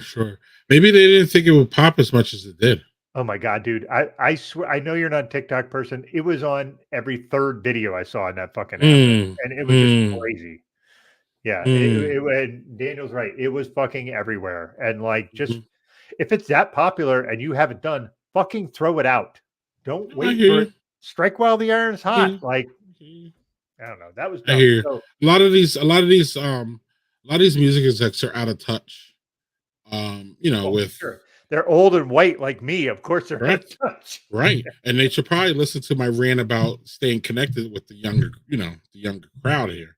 And some of that is, going to where they're at. And here's where they're at too. So I asked y'all before and y'all were like, yeah, we saw all these people. So how many of these people y'all know? This is the new artist category. Except Ice Spice. That's the only one I know out of that crowd. Oh, you don't know Glorilla? No. Okay. And then after Glorilla, I didn't know any of these folks. So I literally Googled them all and heard a small sample of them. And yeah. So again, I just think it's a way for us old folk to kind of know or try to, if y'all are interested in new music, the VMAs is a good vehicle for that, is what I'm saying. That's it. And I know for all y'all who complain about MTV not showing videos, this is one time they do. And they respect the videos because it's a VMA, So for all y'all who complain about MTV not having videos, well, they actually have one show a year that they actually showcase their videos, and maybe that's what y'all should tune in for nostalgia. Okay, cool. All right. Hey, that's not necessarily a bad thing, because I remember there was a rap group back in the 90s that was called Boss. Do you remember them? They were like a hardcore fucking gangster rap. And it was two women, and they sounded like two just angry guys. And I was like, this is fucking awesome. And then when I saw them, I'm like, Jesus Christ, that was not what I was expecting. That's fantastic. So yeah. Yeah, and I kind of I don't know if we want to talk about, but there's a lot of female rappers now. There's a lot. And that's great. And that is great. But I thought I saw a comment earlier, and I'm not sure if it was. I know it was Tepper, but I'm not sure if he was talking. And he can, if he's still here, he can explain himself. But let me look here. I'm looking. I think this is the comment that I think It was said they about all a lot sounded of so too. rappers. Right. I don't know if it was about. I don't know if it's about female rappers. I think a lot of the newer rappers. And well, that's what I wanted to. He can clarify himself in the comments if he's still here. But I will make. I do want to comment on that, which is I used to think that until I listened to them more. And they do well, there's always a kind of a copycat thing going on with anything, really. Sure. We see it, we see it with almost in any industry. Sports ball heads, like Jeff is a sports ball head for sure. I mean, he's he knows baseball players, baseball teams, football teams, something that's in and everybody's doing it. Damn, they're like, oh, I want to do that. So like there is a lot of like copycatting in there, but there's also a lot of really, really good these ladies are really, really strong. They're coming hard. Like the men came hard as far as the rap scene. I'm not saying the women took over, but the women just seem more prominent, and their beats are just, for me at this point, as I'm learning, especially with a lot of this new music, they're as strong as the men. I was just listening to all females rappers right before this. I did have one. I was playing Wax, that Puerto Rico song, Puerto Rico by Wax. That was the last song that we heard before we went to. That song makes me want to go to Puerto Rico, literally. Yeah, it's a great. It just song. came. It is Puerto Rico by Wax. Y'all check it out. It literally it's literally going to make you want to go to Puerto Rico. And I've never been to Puerto Rico, but what, Doug? Oh, I was gonna. I have one that's a female rapper that I'm gonna suggest when you're done. Sorry. Yeah, no. But the female rappers are bringing it. But the only way to really, in my opinion, distinguish them from everybody else is to like actually just listen to it. And Ice Spice is the one that my son likes. So then I went out of my way to find her, and I didn't like what I was hearing when I first heard it a couple times. But I don't know, that Barbie song with her and Nicki Minaj, that's a banger. And if y'all went to Barbie, y'all heard it because it was the song like once the movie ended, and then it was a song that kicked in right after the movie ended. It was Barbie World with Nicki Minaj and Ice Spice. Really good song. I like it. I don't know, like I never thought I was a female rap person. We grew up with Queen Latifah and Missy Elliott and all that, so it wasn't like we didn't have our share. But it seems like there are more now, and they're prolific, and they're really making waves. Cardi and Nicki are the bigger ones, but you got Glorilla, Lotto, Ice Spice. Look at this. I'm naming them all. I'm all over the place, dog. It's great. Doug, I just love it because I just love new music. I love classic rock, and I love the shit that I grew up with, and I do listen to it, y'all. But at the same time, I need new shit in my life, man. I need it always to be pushing it. I need to always push my boundaries with music and in life. And me pushing my boundaries is why we're still, as we talked about in Pittsburgh together, doing this. And this was always a push my boundaries thing, because I still don't feel 100% comfortable in front of this damn mic and in front of this camera. But you help it a lot, being a good friend of mine. But we weren't even really good friends when we started this shit. We barely knew each other. We've come to know each other through all this. But it was a leap of faith for both of us to do this. And it was both of us really getting out of our this Comfort isn't zones.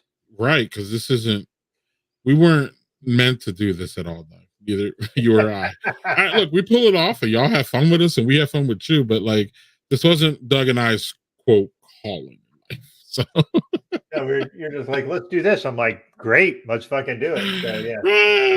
Right. So that's my little rant about. It took a while, but that's my little rant about the VMAs, and I'm gonna enjoy it. I'll fill you in if y'all are in on it. I'll be on my Greg A. Washington, probably X profile, bitching about it or talking about it. So if y'all want to join me there, in a couple of weeks on Tuesday.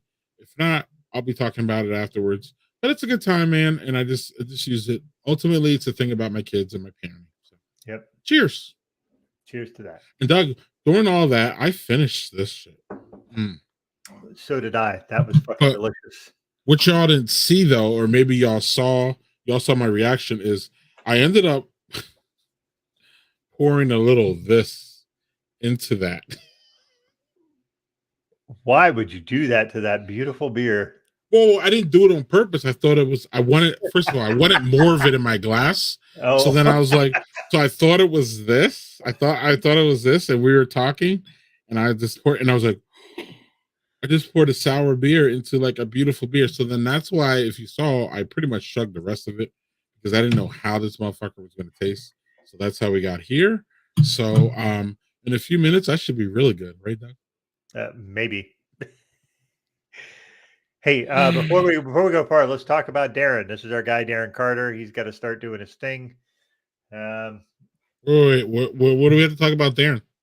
Well, because he's doing this thing where he said, I'm going to do this, but he tried to doing the thing. So the next thing is this. That way you can do barbecue give back. He's doing a sort of thing where if I'm not mistaken, Darren, please correct me if I'm wrong, where it's kind of a charity event for barbecue stuff. So if you're still on, please let us know what that is. But you can go to that link in Instagram to check out that and see what that is. So yeah. Yeah, I don't know. When y'all do this, I can't click on the damn link, so I can't go there. Yeah, you have to copy and paste it into a browser. Yeah, but I can't even do it from here.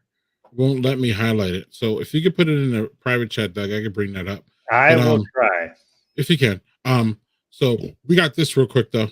The whiners are taking over for Keith Sweat. That was yes. Keith Sweat. Who was it though? I can't remember. We were talking about okay. But it was just something where somebody was whining about stuff. You mentioned the weekend, and I disagree. Yeah. No, disagree about the weekend. Yeah, go there. Let's hear it. All right. So I think the weekend makes some really super interesting, unique music. And you may find him whiny. I get that. Music is subjective. Like I like Keith Sweat. Is Keith Sweat a bit whiny? Yeah. So is Boys to Men. So is Jodeci. Like all the fucking like they were all a bit whiny to me. But that was kind of the thing. Like Jodeci always sounded like they were begging women to fuck them, and I just was like, the only song there was two songs there that I really liked, and it was when they did the remake of Lately, which was great. And then Feenin', which is a kind of a song where they're like really just like, I need to have you, woman. It's a fucking great sounding song, not a great message song. It's a cringe song. Yeah. Well, if you listen to most 90s R&B, most of it is very cringe. There's a song by fucking Mint Condition called Pretty Brown Eyes, which I fucking always love that song. And you listen to it now and you're like, holy fucking shit, was that bad?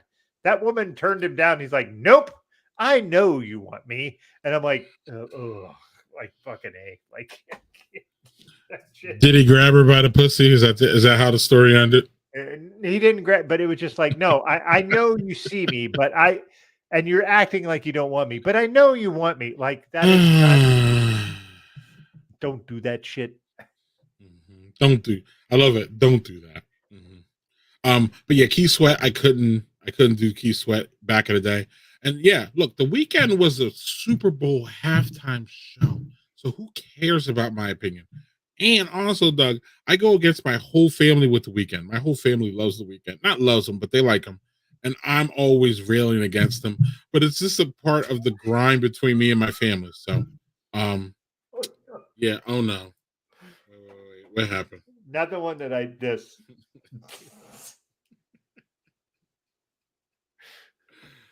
I mean, who is that? Because they're not wrong. That was Darren Carter. You're not wrong. Not wrong. No, he did also post. This is the thing he was talking about. Sorry. Yeah. Okay. Yep. No worries. So asking folks to barbecue and invite neighbors or feed folks you don't know, or the police or fire or first responders. Just want to ease tensions in our country. The Reels and IG tell you more. So you barbecue and then you invite neighbors or you take it. So I would barbecue and take it to like the police or the first responders. Okay. Darren, obviously, as a black male, you understand the what's the word I want to use? The interesting dynamic between black folks and police. But y'all, there is no interesting dynamic between black folks and fire or first responders. So if you feel that the police aren't something that you feel that you want to support for whatever reason, understand as black folks. But fire and first responders, I'm not sure where the problem lies with them. And they always need help, and they're always on call, and they're underpaid, and all that. So, yeah. So don't get all hooked up on the police, even though I was. And the reason I'm saying this is because I kind of was. I saw police, and I'm like, especially where I live, kind of tough. But not with fire and fire first responders. So, or again, if you feel that the police in your area are doing a good job, you want to support them, please listen to Darren and not my dumbass. So thank you. I love the disclaimer. Listen to Darren, not me. He's way smarter, way more savvy than I will ever be. Cheers to Darren. Yeah. I can I respond to one comment here? Was Darren's comment about Keith Sweat? He actually has a song called "There You Go, Telling Me No Again." For fuck's sake. There you go, telling me no. Like, yeah, that's a whole answer. You don't need to go any farther. She tells you no, fucking no. It's no. Right. I don't know, Doug. I don't know. Maybe I'm one of those few guys. Like, I heard no, and that was it. I was good. I was good. Same. I was good. Like, nope. All right, great, cool. Yeah, right. Hey, I mean, it wasn't. You got to take a hit and all that, but it's mentally and there's a hit there, if that makes sense. You know what I'm saying? Yep. No one likes to be told no, but at the same time, it's like, okay, cool, I'm out. Like, I won't even fuck with you anymore at all, not even remotely. You're gonna, at this point, it's on you. Bye. I'm gonna move on to someone else who hopefully won't tell me no. And that's just literally how I always rolled, man. I was like, no, okay, cool, I'm out. Bye. All right, but it's interesting. So here's a little side note on that. Both you and I grew up at a certain time where you would go, all right, well, you're telling me no. I'm going to go and I'm going to see if I can get what I want from somebody else. That isn't how shit rolls now with our kids. Like, there's a whole different dynamic. Like, you look at things when we were young and just like the movies was all about the guy getting laid. It was never about the woman getting laid, for the record. It was always about the guy getting laid. It was always about him losing his virginity or like whatever. It was always that, always. And you don't see that shit anymore. And it shouldn't be, because one, sex isn't shameful. It shouldn't be. It never should have been. But the idea of like this sort of taboo, like Porky's, if you ever try to watch that now, you just look at that like, that is like a fucking whole lineup of fucking guys who are going to be rapists later. Like, you can't do that kind of shit now. And you should never have been able to do that shit.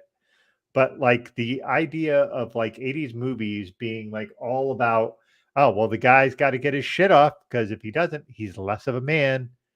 That is all nonsense. If you want to have sex, male or female or non-binary or whatever you ascribe to or describe yourself as you identify as, great. Who gives a shit? If you're asexual and you don't want to, that's great too. Fuck that. And yes, JC, you're tapping into a whole vein. There's a million fucking songs that are. So there's a million songs. Doug, finish, because I got a response to this, but finish though. Finish. Yeah, but sorry, I'm kind of mad about this idea that like we look at 80s and we refuse like the John Hughes films. Yeah. Okay, some of them are very good. Ferris Bueller's Day Off is fucking ridiculous and fun. But a lot of movies were kind of all about like the guys trying to figure out how to get their dick wet. Mm-hmm. Yeah, that's not a great look. Mm-hmm. It isn't. R&B music back then in the 90s was all about getting your dick wet. And now, now the thing, you would get some women who'd be like, yeah, I want to get my shit off too. Great. But back then that was risque, and that's not how it should be. Well, now it's almost reverse, Doug, because these women rappers now, it's reverse. Who's that lady? Koi, I think her name is. She's another female rapper, hip hop. Her song is called "Girls Are Players Too," and she talks about how girls are players. Great song. Actually, it uses a sample of a really famous song. I forget what song, and I can't sing it now, y'all, because it will get us in the thing. But she talks about, the main line, the main course is girls are players too. And like, you know what I mean? Like, you can't, like, women are kind of taking it back, being like, no, we want to get laid too. It's about us too. Don't just be like monopolizing it, guys. Where, we know rap and hip hop, especially in the early days, and there's still a lot of that going on. You know what I mean? Like you said, Doug, it was always framed in a male way, about the male. So I want to comment on, where's that JHG comment? Where is it? It needs to come back up here. Where is it? Oh yeah, this. So Winger. Well, first of all, Winger is like a has-been group, so they have to play something. Well, no. But also, true. But at the same time, that song 17 was huge back then. You know it. Everybody knows it. We heard it. She was only 17. I can't sing it. I almost did. So JHG, I know you're gonna know this, and I know most of y'all know this. The song that reminds me of this the most is Warrant Cherry Pie. And not the same thing? But like, I keep hearing, I saw it. Actually, I keep hearing Cherry Pie. They play it a lot, actually, on like old. It's kind of one of those songs that they still play a lot. But Doug, I y'all can kill me for this, okay? But I kind of feel that aged a little bit better than Winger 17. That makes sense. by just like a sliver of difference. Like, just well, look, 17, that's illegal. Okay. So there's a difference between illegal and toxicity, and illegal and forcing yourself on someone, or you know what I mean? Like 17, that's literally illegal everywhere almost. So like that shit, I don't know what they do. Maybe, if Winger really was going to do it right, in my opinion, Doug, they would remake that whole song and release it, actually, and just say, hey, she's 18. We've, seen our old ways, and we've released a new thing. I don't know if you remember. This is a great time to talk about this. September by Earth, Wind, and Fire. Everybody knows that song. Great song. Well, it gets played at weddings everywhere. Classic, great. But I don't know if you know, Doug. There's Earth, Wind, and Fire did a version called December. Oh, I remember. Yeah. Okay, cool. So my point is that like Winger could easily do 18. She's 18. That's still fucking cringy as fuck. It's still, but it's not fucking illegal, dog. Like, or 19, and it's still fucking cringe. But at the same time, at least it's like taking over and at least acknowledging that like that shit was not cool. And at least 19 is legal though, dog. What if they said she's only 41? 41. That would be the best. Honestly, that would be the best. Listen, if they should do something like that, dog. She's only 21. They should, because it would at least be like, look, we've learned, we've moved on, and it also be like, hey, and then, you know what that would spark, Doug? It would spark a whole bunch of people going back to listen to 17. You know what I mean? And then it would also spark like Ted Cruz and shit, like shitheads like him. They'd be like, well, why is Winger releasing a song? They shouldn't release a song because, hitting on 17-year-olds is good. Or they would justify it somehow. Or that's woke because you don't want to break the law and you don't want to. Anyway, listen, that woke shit. What did they say? Go woke, go broke. Yeah, motherfuckers. What happened with Barbie? Because listen, I'm not saying Barbie's woke. Y'all said it. Right? Did they say that, Doug? I'm just verifying. These right-wing people said that Barbie was woke, right, Doug? Yep, and that's not okay. I want you to verify that. All the rare things, but yes. Right, but they said that Barbie is woke, right? Right. Just follow along with me, Doug, for a second. Right? They said Barbie is woke, right? Mm-hmm. Right. Okay. They also said if you go woke, you go broke. Didn't they say that too, right, Doug? Yep. Okay. Barbie is the biggest movie ever for Warner Brothers. Yep. So take your theory, and like I said last week, like Stone Cold Steve Austin said, take that 2x4, take that son of a bitch, turn that shit sideways and shove it straight up your fucking ass. Thank you. You go woke and go broke, folks. Fuck you. Thank you. Anyway, and that was a calm, nice response. What song? I'm not. Where are we at here? I'm trying to figure it out. Leah said something about a Hall & Oates song, and I don't. Sure, no. I'm thinking she's thinking of Benny Mardones's "Into the Night," where it's like, "She's only 16 years old. Leave her alone." They say, and he's like, "Yeah, I'm not. I'm gonna be a pedophile." Oh, Like, holy shit, man! They're telling you to stop because it's illegal. Fucking listen to them. Jesus Christ. Oh my God, man. Leah, you're right. That's the song. It's Benny Mardones. That's the name of the guy. where I don't. Yeah, I don't see that. It's not Hall & Oates. It's Okay. where she said, "Yeah, this song," where she was saying this, and Oh, it's not Hall & Oates. It's Benny Mardones, okay. who later on did a song with Bobby Brown called "She Ain't Bobby. Worth It." So yeah, let's kind of put all that in a fucking shed and dump it into the ocean. Can we put it in a submersible and send it towards the Titanic? Let's throw all that shit in there. All right, Doug. I think we've covered most of what we want to cover. Wait, one more thing. You had a graphic that you said, "Oh, we put that up too early. We need to do that." It was a food one. It was a food one. You asked for it. You got it. Oh, it's B. It's B. So B. there are two types of people in this world. First of all, I don't know what to do with A. Me either. You've exhausted your ketchup options or whatever fucking sauce. Let's say it's not ketchup. Whatever your sauce is, whether it's mayo or whatever. Who gives a shit? Like mayo and ketchup, people do that. But yeah, not A. That's fucking. I want to relate to A though. I don't just want to dismiss it. B. Oh, look at JHG. Ketchup. Well, fuck you, JHG. Ketchup is the best condiment for fries. Oh. JHG got to fuck you for that. Wow. Yes, because ketchup is the best condiment you can give with fries. By a mile. You can have other options. I'm not saying you can't have other things. I'm saying that is the best option for fries. I so want to argue with you. You can argue with me all you want. I will. No, but I can't though. I can't. I want to though, because you're so strong on it.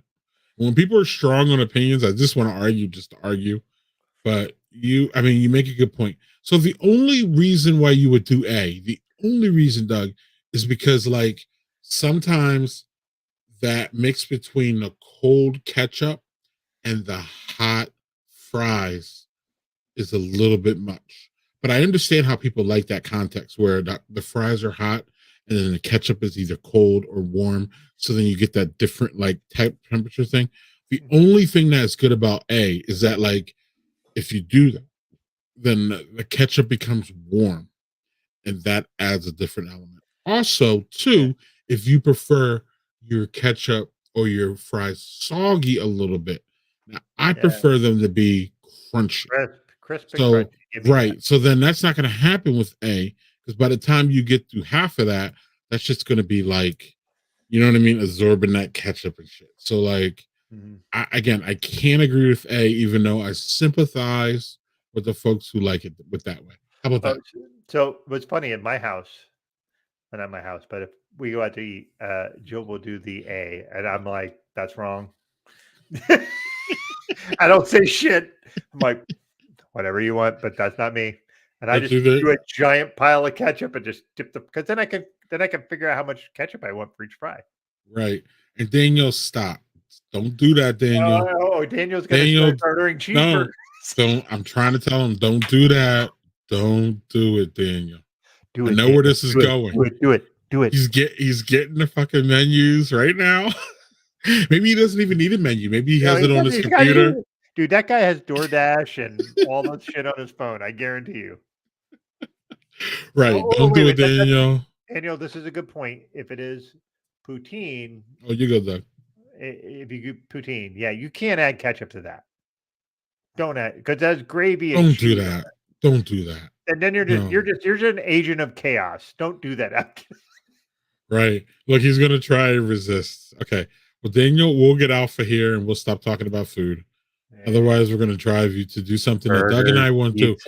And the only reason Doug and I don't want you to do that is because Doug and I are jealous that we can't do it ourselves for two reasons. One, we live out in the fucking boonies, but two, it might give Doug and I a heart attack if we slam down a burger with fries and fucking like fucking here's 11 o'clock. Literally, right. It literally could put us over the edge.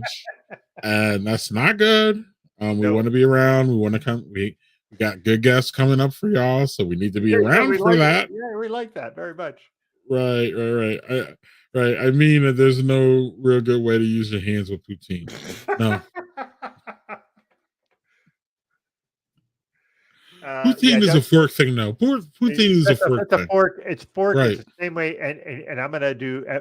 How do you eat nachos with your hands, or do you use like some utensil? No, the utensils. What the fuck is that? Well, so I've seen some people do that, but I think you just use a chip as a utensil, right?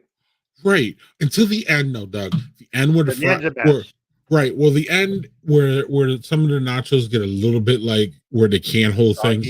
Then you get a spoon or knife, a fork, and then you get like those scrapings. You do a fork like an Italian pasta dish and just twirl it.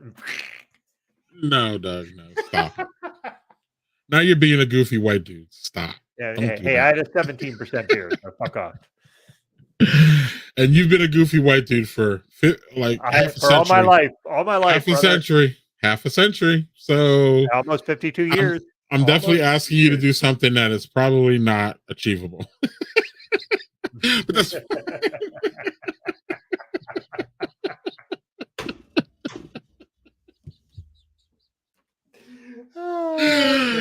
man, this is why I love doing this show with you. It is so dumb and silly, and we just have the best time. So look at that, right? Shout out to the goofy white dudes. Yes. You're welcome. So where do the goofy black dudes fit in all this? Yeah, I mean, Darren, where you at, bro? You gotta help. Darren, help me. Come on. He's probably out smoking meat now, so he's probably busy. But yeah. Yeah, don't say that around Zach because he's going to turn that into something like dirty. Zach left because he had to take his kid to a football game. So yeah. Oh, I didn't even see that. Okay. So this is the first line in the rap. BBD, do me. Oh yeah, that's bad. Do me, baby. Oh, for fuck's sake. Yeah, we need to have like a '90s R&B summit just with nonsense. Dude, Tepper. I love. Where's Tepper? Tepper would love to do that. And Manny, let's get Tepper and Manny on because they have that hip hop dads group. Yeah, well, hip hop and R&B were like completely intertwined. Remember, there was a bit where there was like reggaeton like mixed in with rap and then with R&B too. Like fucking Super Cat was in everything for a while, and it was a thing. Yeah, now it's Afro beats, Doug. I'm not sure if you. I'm not sure here. Like even I'm still on this page here. Let me bring it up real quick. Because where is it? Yeah, like there's literally an Afro beats. Oh, that's cool. There's literally an Afro beat genre now. Where is it? It's here. So this is the Afrobeat category. And there's literally now an Afrobeat category, and I think the only one I like how Ramima and Selena Gomez is like one of them. Yeah, you heard that song, right? I've heard that song a gazillion times. I like that song. Yeah. I do. Yeah. And that's I like Selena Gomez because she's fucking kind of just she goes and acts on only murders in the building and like Martin Short and Steve Martin and all that shit. So she's doing a lot of things. So good for her. But I haven't heard of any of the others, and now I have to go look them up and start listening to them. Yeah, and I'll send you a link to the VMAs. But I didn't even know that was classified as Afrobeats because I've heard that song a gazillion times, and I was like, "What the hell is this song?" Like, what? And my sons, of course, my sons know all of this. They're like, "It's Selena Gomez, dude." Like, I'm like, "That's Selena Gomez," and then I'm like, "That's Selena Gomez." And but she does a very soft voice in that. She's not Like Yeah. she's not like normally Selena Gomez stuff in that. She's very kind of Right. soft in that. And that's why I was like, what the hell's going on with this song? But actually that song's it's pretty groovy. Actually, it's you almost have to be, it's like any kind of, any kind of genre, you have to be in the mood for it. I think that's the different, that's the thing about uh, you know, music is that, it's helpful if you're in the mood for that genre. Kind of like beer, y'all. Like sometimes you're in the mood for like, a big ass stout and all that. Yeah, Yeah. show that what you're about to share, Doug. All right. So this is a female rapper that is actually weirdly from a very rural part of New York State, which is Yeah. where my son graduated from and where my daughter currently goes, which is Oswego, which is in the middle of nowhere. Oops, I just removed it. My bad. Yeah, I jumped Yeah. on that. Mhm. So she has Hmm, gotten a lot of respect in a lot of the rap genres, and hmm, and she's really, really talented and really fun. And she kind of owns her sexuality. She owns who she is. She kind of just doesn't give a shit on that end. And that is kind of why I dig what she does. Like she just really just like, I'm gonna do this. And everybody's gonna think I'm, just this white chick doing stuff. And there's some white chick, like remember you had Iggy Azalea and all that stuff. Iggy Azalea was a pop artist. She was not a rapper. This girl is a rapper. Like she's really good at what she does. So I highly recommend just giving her a listen. If you don't like her stuff, that's cool. I just think she really is talented in what she does. hmm. Okay, cool, really awesome. Um, that is an interesting. That's Mm. interesting. Hmm, that's I cool. say I will say I do actually have a whole playlist on Spotify that is just dance hall reggae from like the 90s and 2000s, which is just kind of fun to listen to. It's like Shakademus and Pliers and shit like that. And I don't know why. Hmm. Sometimes there's just a mood for that, and it's fucking just right on point. Not Shaggy. Shaggy's pop too, but he's in that sort of realm. So here you go, y'all. Would y'all be interested if Doug and I did some Spotify playlists? If y'all think so, let us know. Maybe we can Doug and I can put something together. Um, Doug, before the pandemic, I did have a plan to try to put some musical playlists together for Daddy Porter. So this is kind of, and then the That would be fun. pandemic dashed that. Yeah. Well, Look at that. Yeah. what we could do too is like, hey, let's curate a playlist from the people that comment and us, and just like make a list here, share it, and everybody kind of listen and add where you can. That would be fun, just to have just an eclectic group of fucking songs that people just add shit to. That's a Daddy Porter playlist. Let's work on that, Doug, for sure. And I don't know Yeah, who this is. I don't really care that's actually, Leah. That's Leah. She's and that's been cool. she's been commenting all night. She's been right on it the whole time. Respectfully, I don't know who Leah is, but I want to thank her for joining us and commenting. She was at Barrel Flow. She said hi to you. Oh, that Leah. Yeah. Oh, okay. Now I know who Leah is. Okay, go lady. What's up? Nice to see you. Yeah, we didn't. I saw her. I didn't have much FaceTime with Leah this sparrow. No, neither I had did I. It was very brief, and Well, I I'm sad saw about that. y'all because that was behind the main building. I saw y'all. I literally was watching y'all, but I was just like in the other section. But I had a lot of FaceTime with Leah. We had a lot of FaceTime with Leah the year before, Yeah, very much especially at so. the I don't think Leah was at the bottle share. Leah, were you at the bottle share? Because I don't Yeah. remember you there.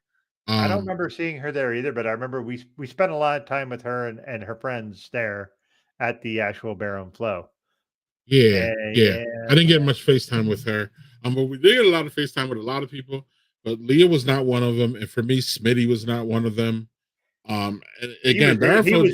Smitty at the bottle share was kind of hanging out in one corner, so that was a little bummer. But it might have been something where it's a bit overwhelming for him. You have to realize Oh yeah. everybody has their own Well, thing, and sometimes it's a bit too much. music's blaring and people are going and there's a crowd and Dude, it's just a that lot was to deal with. it was a It lot, really but is though. it was awesome to be there. But It I'm was really awesome. It was amazing. But no, I'm just explaining why. Otherwise, Leah, I mean, we're cool. yep. And I don't know. Obviously, we had a good time together. And I just sometimes when you go to these things, you just don't get a lot of FaceTime, especially with people that you would like to at least hang out with. But we did get a lot of FaceTime with April Love and all Yeah, kinds of other April people. was a So lot. That was great. yeah, all kinds of other people do. So, but yeah, a lot of good recommendations on music tonight. Love it. That's part of the reason why I wanted to push that. We Y'all should make check a the. we should make a BIB whiny R&B playlist. That would be the You do that. whiny motherfuckers. We should actually. Here's our whiny motherfucker list. Whiny Headline motherfuckers. It would be a headlined by playlist. Drake in the Weekend. Yay! Ah. Anyway, And Keith Sweat, of course. Doug, real quick though, because you like to watch things. Have you seen that supposedly awful? And I've never seen it. And then we'll wrap up here because we weren't trying to go no 2 hours, y'all. But y'all took us there. It's y'all fault. But Doug, have you seen that? I heard it's really bad. The Weekend has a series out on Max, I think. Oh yeah, it's like Or something not false idol, but something like that. yeah, have you seen that mess?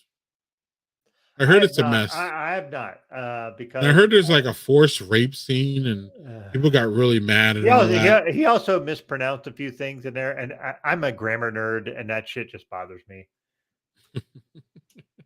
Let me find out what the name of that show is. Yeah, The Idol. It's just called The Idol. The Idol. Yeah.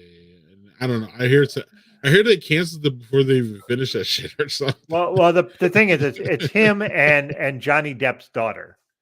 It's like the lead actress, and supposedly Johnny Depp's daughter is great in it, but like, I just no. So we'll be talking to y'all in the coming weeks about this, how we should frame it, and seeing if y'all want to join us with it because you can collaborate now on playlists. Yep. So I was thinking about doing that a while back. So I think we should start to get this going, and maybe we can do a whole stream. We can do a whole stream where we get y'all recommendations, and then we can release it. And yeah, we could do like a Brothers and Booze release party, and it would be just us talking about. And well, Doug too. Yeah, and we're not limited to just one. So we could do a rock genre, a pop one, maybe like an old school, like I really want to 80s. I want to do an 80s playlist. 80s playlist. Because here's the thing, I'm an 80s nut and I love all 80s music, but I have a kind of specific set of 80s music that I listen to. But I want to expand that shit and see what other people say. And yes, don't keep sweating this playlist. Right. We got JHG here too. 17 is going to be on it, right? JHG, you want to help us? Are we going to make a pedophile playlist? Is that what you want? JHG, you want to help us curate the rock one? Let's go. Yeah, man. Be us three, or we can do it. Yeah. Yeah, the Weekend thing was canceled, but it was. I remember. It was canceled before it ended. Yeah, because it just didn't do well. Right. And they were like, before they even ended it, they were like, "Oh yeah, we're cutting this one off." You know, it's bad when they cut it off. I don't know. I wanted y'all to tell me if the Weeknd was a good actor in it or not. Again, I have no hate towards Weeknd. I just can't do the whining part of his whole act. Yes, let's do that. Let's do a Yacht Rock. I'm good with that. I have a lot of suggestions. Oh wait, Yacht Rock. What the fuck is Yacht Rock? Oh, dude, that is like Michael McDonald and shit like Christopher Cross. It's like shit like that. Okay. Shit people play on yachts, like rich fucking dumb white people. The Bee Gees. Spandau Ballet, like shit like that. ABBA would be on there. I guarantee. Okay. Oh, the Tears for Fears? By the way, no, Tears for Fears does not belong in Yacht Rock. That is a very good band. That is an 80s thing. Oh, wait. So you have to be a shitty band to be in Yacht Rock? No, you don't. You don't. Michael McDonald is a great fucking singer and everything, but Sailing is a great song. That is actually a good song. That's perfect for Yacht Rock. It really is. It's a good. Dude, this is gonna be fun. We got to do this shit. Hall & Oates? Is that Yacht Rock? Hall & Oates could be on there. Yeah. Hall & Oates is good shit though. But it depends. Hall & Oates has a lot of different songs. Like Sarah Smile would belong on Yacht Rock. Like You Make My Dreams Come True would never belong on Yacht Rock. It's not too laid back. That thing you need.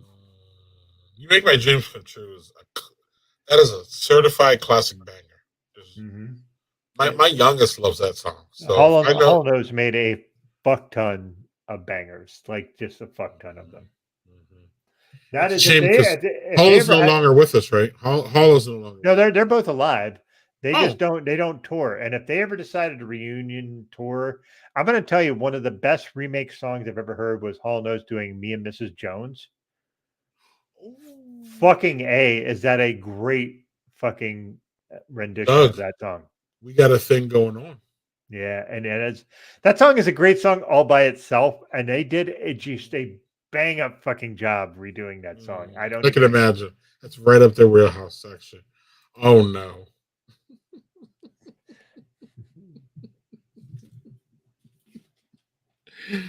We built this city though. Banger. Love that shit. Love That that. was yeah, but that song was made to make Love fun of that. pop music, which is really funny. That song's dope. I don't care. Oh. What? Oh, Leah, I am so Ooh. jealous of that because that would be fucking great. Leah. Yeah, Fits in the Hey, Tantrums is awesome. I yes, love Fits yeah. in the Tantrums. There's a whole series of music where it's called Live at Daryl's House, where he rocks out with a bunch of fucking different rockers, like all different kinds of people. Like he did from Joe Walsh. He did one in Jamaica with Billy Ocean. Like he does all kinds of weird, awesome singers, and he did one with Matt Nathanson, which is my favorite. And there was some sort of legal dispute because he made fun of Terrence Trent D'Arby because they did a Wishing Well remake on that where he did it live. It was the most amazing version of that song I've ever heard, and that turned into a legal battle. So I had to pull it all off the web. Which I'm going to tell you, that was such a good. Matt Nathan is a really good fucking singer Who's and a he really from? good guitar. He's just a solo artist, Oh, okay. Okay. but he was like he just made fun of himself the whole time and just like it's just fucking great. And I'm just so mad that you can't find it online anymore. Yeah, Daryl's house. That's right. You're right. Who's going to pull the anchor in this? I don't know. We're going to have to kind of discuss that because I fucking love this idea. We have to do this. Yeah, we're gonna have to figure all these out. By the way, Greg, you know how we went into this like we have no guests. This is going to be like an hour. And it's 2 fucking hours, and I'm like, this is great. We're having so much fun, and I just fucking love it. This is old school, but like this is like old school with a structure. We didn't have a structure when we started out. We just... No, we were like, hi. So We had no idea what we how were about doing. this? The next time that we don't have a stream that Doug and I can't make it, we're going to play the first ever Brothers and Booze for y'all. Oh, just do it like do a live stream of just a Spotify playlist. We can do that. Well, I don't know if we can legally. Yeah, that might not be the case. It might just be like, here's a link, go listen to it. Right. I don't think we can play anything because then they'll flag us and then all that. Yeah, that's true. That's true. So unfortunately, I don't know if that could happen. Boo. We can make the playlist and we can collaborate on that shit. Yeah. Doug, we could also I don't know, man, we could think about it. We could also Spotify has a thing where if you make a podcast on their platform, you can use music in the podcast. So we could maybe, because they have a thing with the music people. So, but it has to be Spotify exclusive. Now, we both have our issues with Spotify, given the racist nature of their and the Joe Rogan-ish of it. Rogan. Yeah. Right. But at the same time, they do still have Jamel Hill, from what I know. So Spotify, Jamel Hill is clearly an outwardly spoken Black woman who speaks on issues. So as many Joe Rogans they have at least a few Jamel Hills. So I always kind of like to balance that and make sure people understand. For sure. But I think Jamel Hill threatened to quit Spotify if they didn't pay her as much as Joe or close. So I don't know where all that goes. No, and I'm not saying she's wrong. I'm just saying I don't know where all that is. But Jamel Hill's on there as much as Joe Rogan. So take it. But my point is, Doug, maybe we can work on some kind of a podcast where you and I talk about these things and then we play the music. We can literally play the music in the Spotify podcast as long as it stays on Spotify. So then folks would have to go to Spotify to maybe hear us talk. We could actually produce a podcast for each playlist and say, hey, these are our highlights. This is what we like, and then we can play the music, and then y'all can listen. So, yeah, no. Yeah, we're wrapping up, Zach. So yeah. Hmm. Hmm. Hmm. Hmm. Hmm. I like that This idea. is a great idea, JHG. This is a great idea, bro. Yeah. I don't know, Daniel. If you're in, we could. I don't know. Yeah, This man. idea is just flourishing, man. I have no idea. Here's the This thing: came we up- can literally include just- Zach, but Zach's got to realize we're not just going to do video game songs. It's got to be other shit. We could though with Zach though. We could do video game song playlist That with would be Zach. great. That would be great. Do that. Honestly, to have here's a video game playlist. Zach, are you in? Are you in, Zach? Okay. This is by request for Doug, but we do this all the time.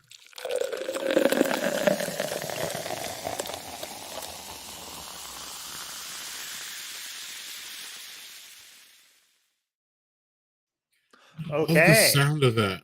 That sounds great, doesn't it? Like That's the end of that is like I just want to bathe in it. Anyway, Doug. Anyway. Already has.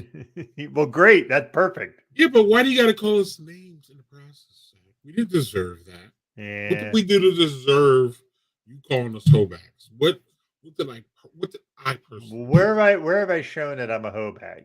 Right. Disrespectful, Zach. Yeah. Anyway. You'll recover. It's fine.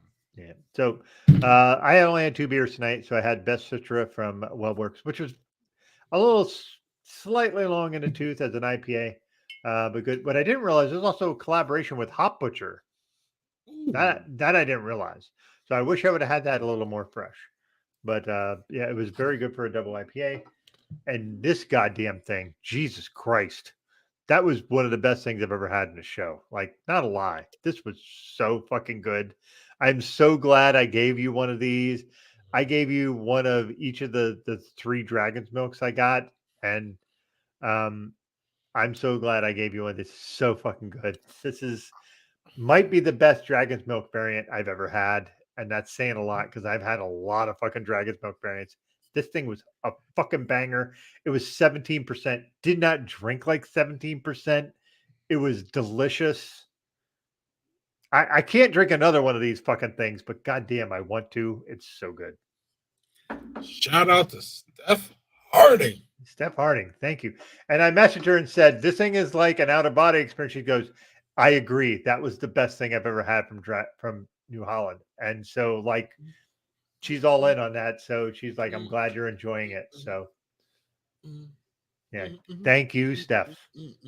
And her boyfriend Ryan was part of that thing, getting it to us too. So, No, I need to go over there and meet Ryan. I've never met him, but by the way, Ryan has a great beard. Great beard. Yeah, Doug, this was amazing, and I wanted to say I'm glad that you gave it to me. Totally glad. These 2 weren't bad, but they weren't that. Sometimes it's about who you hang out with, and they hung out with the wrong group at this point. But this is really, really good. And as far as the sour goes, this is pretty good. And it was actually pretty good once I poured it into the other thing too. So I mean, it all worked. We're all good. Zach is sharing his Spotify playlist with us. Yeah, so I have to check that out. Yeah. Oh. I'm not disagreeing with you there at all, Zach. I fucking love Dragon's Milk. It's my favorite beer probably ever. Does your wife get upset about that? That you're a hoe for Dragon's Milk? No, not at all. She's a hoe for other things, and I'm cool with that. And hey. Wait. Oh, Zach's list is massive. I'm afraid to look, so I'm not going to look right now. I just got a Facebook strike for saying that. Good. Yeah. Maybe JHG. Maybe. Hey, listen, we want Zach's input. We do, and Zach is fucking. Listen, he said some shit that's a little bit, off the island of what we normally talk about, but that is, yeah, okay, like that. But Zach, are we talking about your ego or your vinyl collection or your slippers, or your robe collection or your ambition? I your mean, we could be DoorDash, talking about your DoorDash order? What are we talking about here, we could man? be your slipper collection, Yeah. your vision for life. I mean, there's a lot of things we could be talking about, Zach. So I'm not sure. Show my slipper. He did send us a video. Yeah, but you sent it. He sent it in a private message. We didn't know that. That's We didn't know that was available for fucking public consumption. God damn it! Now we have to look for it. Right. We wouldn't get anything sent to us if everybody thought we're just going to throw it up on the stream on Friday, Zach. Like, is that how you think we work around here? Like, literally, Doug, I have to say to some people, I won't say anything about it on Saturday. All right. Sorry. It was like he's using our fucking outro for it. All right, guys, hold on. What are we holding on for? I got it. Hold on. Oh, Lord. Okay. All right, here we go. Here we go. Are you ready? I don't know. I'm not ready, but we are anyway. I don't. He really leaves our music. Oh. Wait.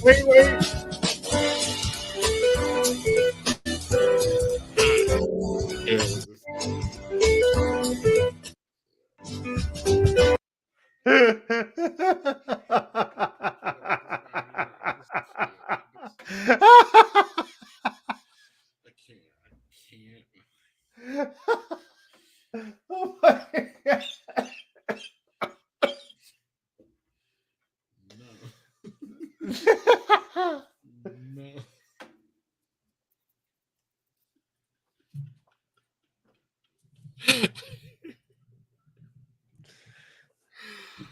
And on that note, Doug, I think we should wrap this baby up. We gotta wrap it. How can we get any better than that? Let's wrap it. No. Next week we have Roberto Santiago. Y'all very familiar with him. Yep. And he's going to be talking about the 40 for 40 race that's coming up, y'all. Oh, it's coming up next Saturday, not tomorrow, but the week after that. So yeah, Sunday. That's right. Sorry, my bad. This is the actually official day that the NFL starts, y'all. I mean, it starts on Thursday, but the Sunday is that. We will be here. We're looking at 10:30, maybe Eastern or something like that. We don't have a date yet. We should have a date for y'all next week. Yep. Our GoFundMe page is at a very, very low status, y'all. So yeah, we need to have people do that. So if y'all are interested in donating or participating, now's the time to jump in. JG's going to be back. Roberto's going to be back. Doug's going to be back. I will be back in some capacity. Haven't figured that out. Yeah, we're going to taste the biscuits. We're not going to play that shit. Doug or Jay, she does not want to taste those biscuits. I don't like the way it mixes with mac and cheese. Wait, y'all never have me on. I don't even know if I. Here's the problem: when we have you on, we're in bed by fucking 3 a.m. So like, we need to not keep it that long. Right, and everybody's trash too. Yeah, it's not a good scene. But yeah, Zach's list keeps growing and growing. I haven't seen Zach's list. I'm gonna have to hit that. But yeah, y'all, next week we have Roberto Santiago. It is a preview of the 40 for 40 race. If y'all need more, please hit up Doug and I. We need more folks participating. We need more charities involved. Go to the 40 for 40 race YouTube page. You can just put 40 for 40 race. You will go to the YouTube page. Please subscribe there. The race will be on all of our channels. It'll be on Doug's pages. It'll be on my pages. It'll be on the YouTube channel. So we want y'all to at least, it's for everybody. It's a charity of your choice. So if you want to get a charity of your choice and do something dumb, support a charity that you're, do something dumb and fun. We had a chicken dance. The biggest video on our YouTube page is Roberto's wife doing the chicken dance with her the kids. and Roberta's kids, and it's great. And she raised some money for her charity, and this is what it's all about, y'all. Picking a charity that you like and raising money for it. We all have things that we care about, and this is an opportunity for y'all to raise a little money for something that you care about on a low scale, on a low key. So, Doug, what's your charity this year? Well, my charity is the workers at Liam Wong's restaurant who lost 90% of her employees lost everything in a fire on Maui. That's my charity that I'm going to be running / performing for because I'm not fast, so I'm going to have to figure out how to do something silly. Last year I ran backwards and still ran faster than a few folks. Greg.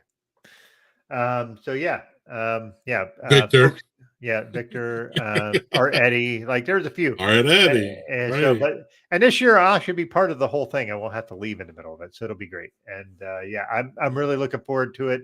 Please, if you can, donate. I know that's not an easy thing. Everybody's got money issues. We're all there. But this is something to be able to help in a small way with charities that really could use your help. Sure. Yep. And we got many charities. If y'all need a charity suggestion, I got them for you. Yes, we do. So we do. So Doug, I want to thank you for a good time. We are literally on 2.5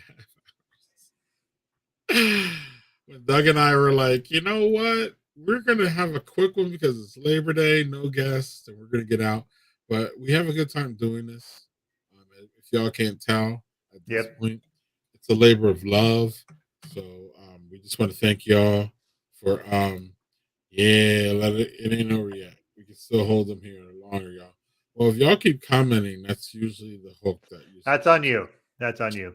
Well, also, but that's usually, I mean, Zach knows the formula here. So if you keep saying dumb shit in the comments, we keep putting it up there and then we can't leave.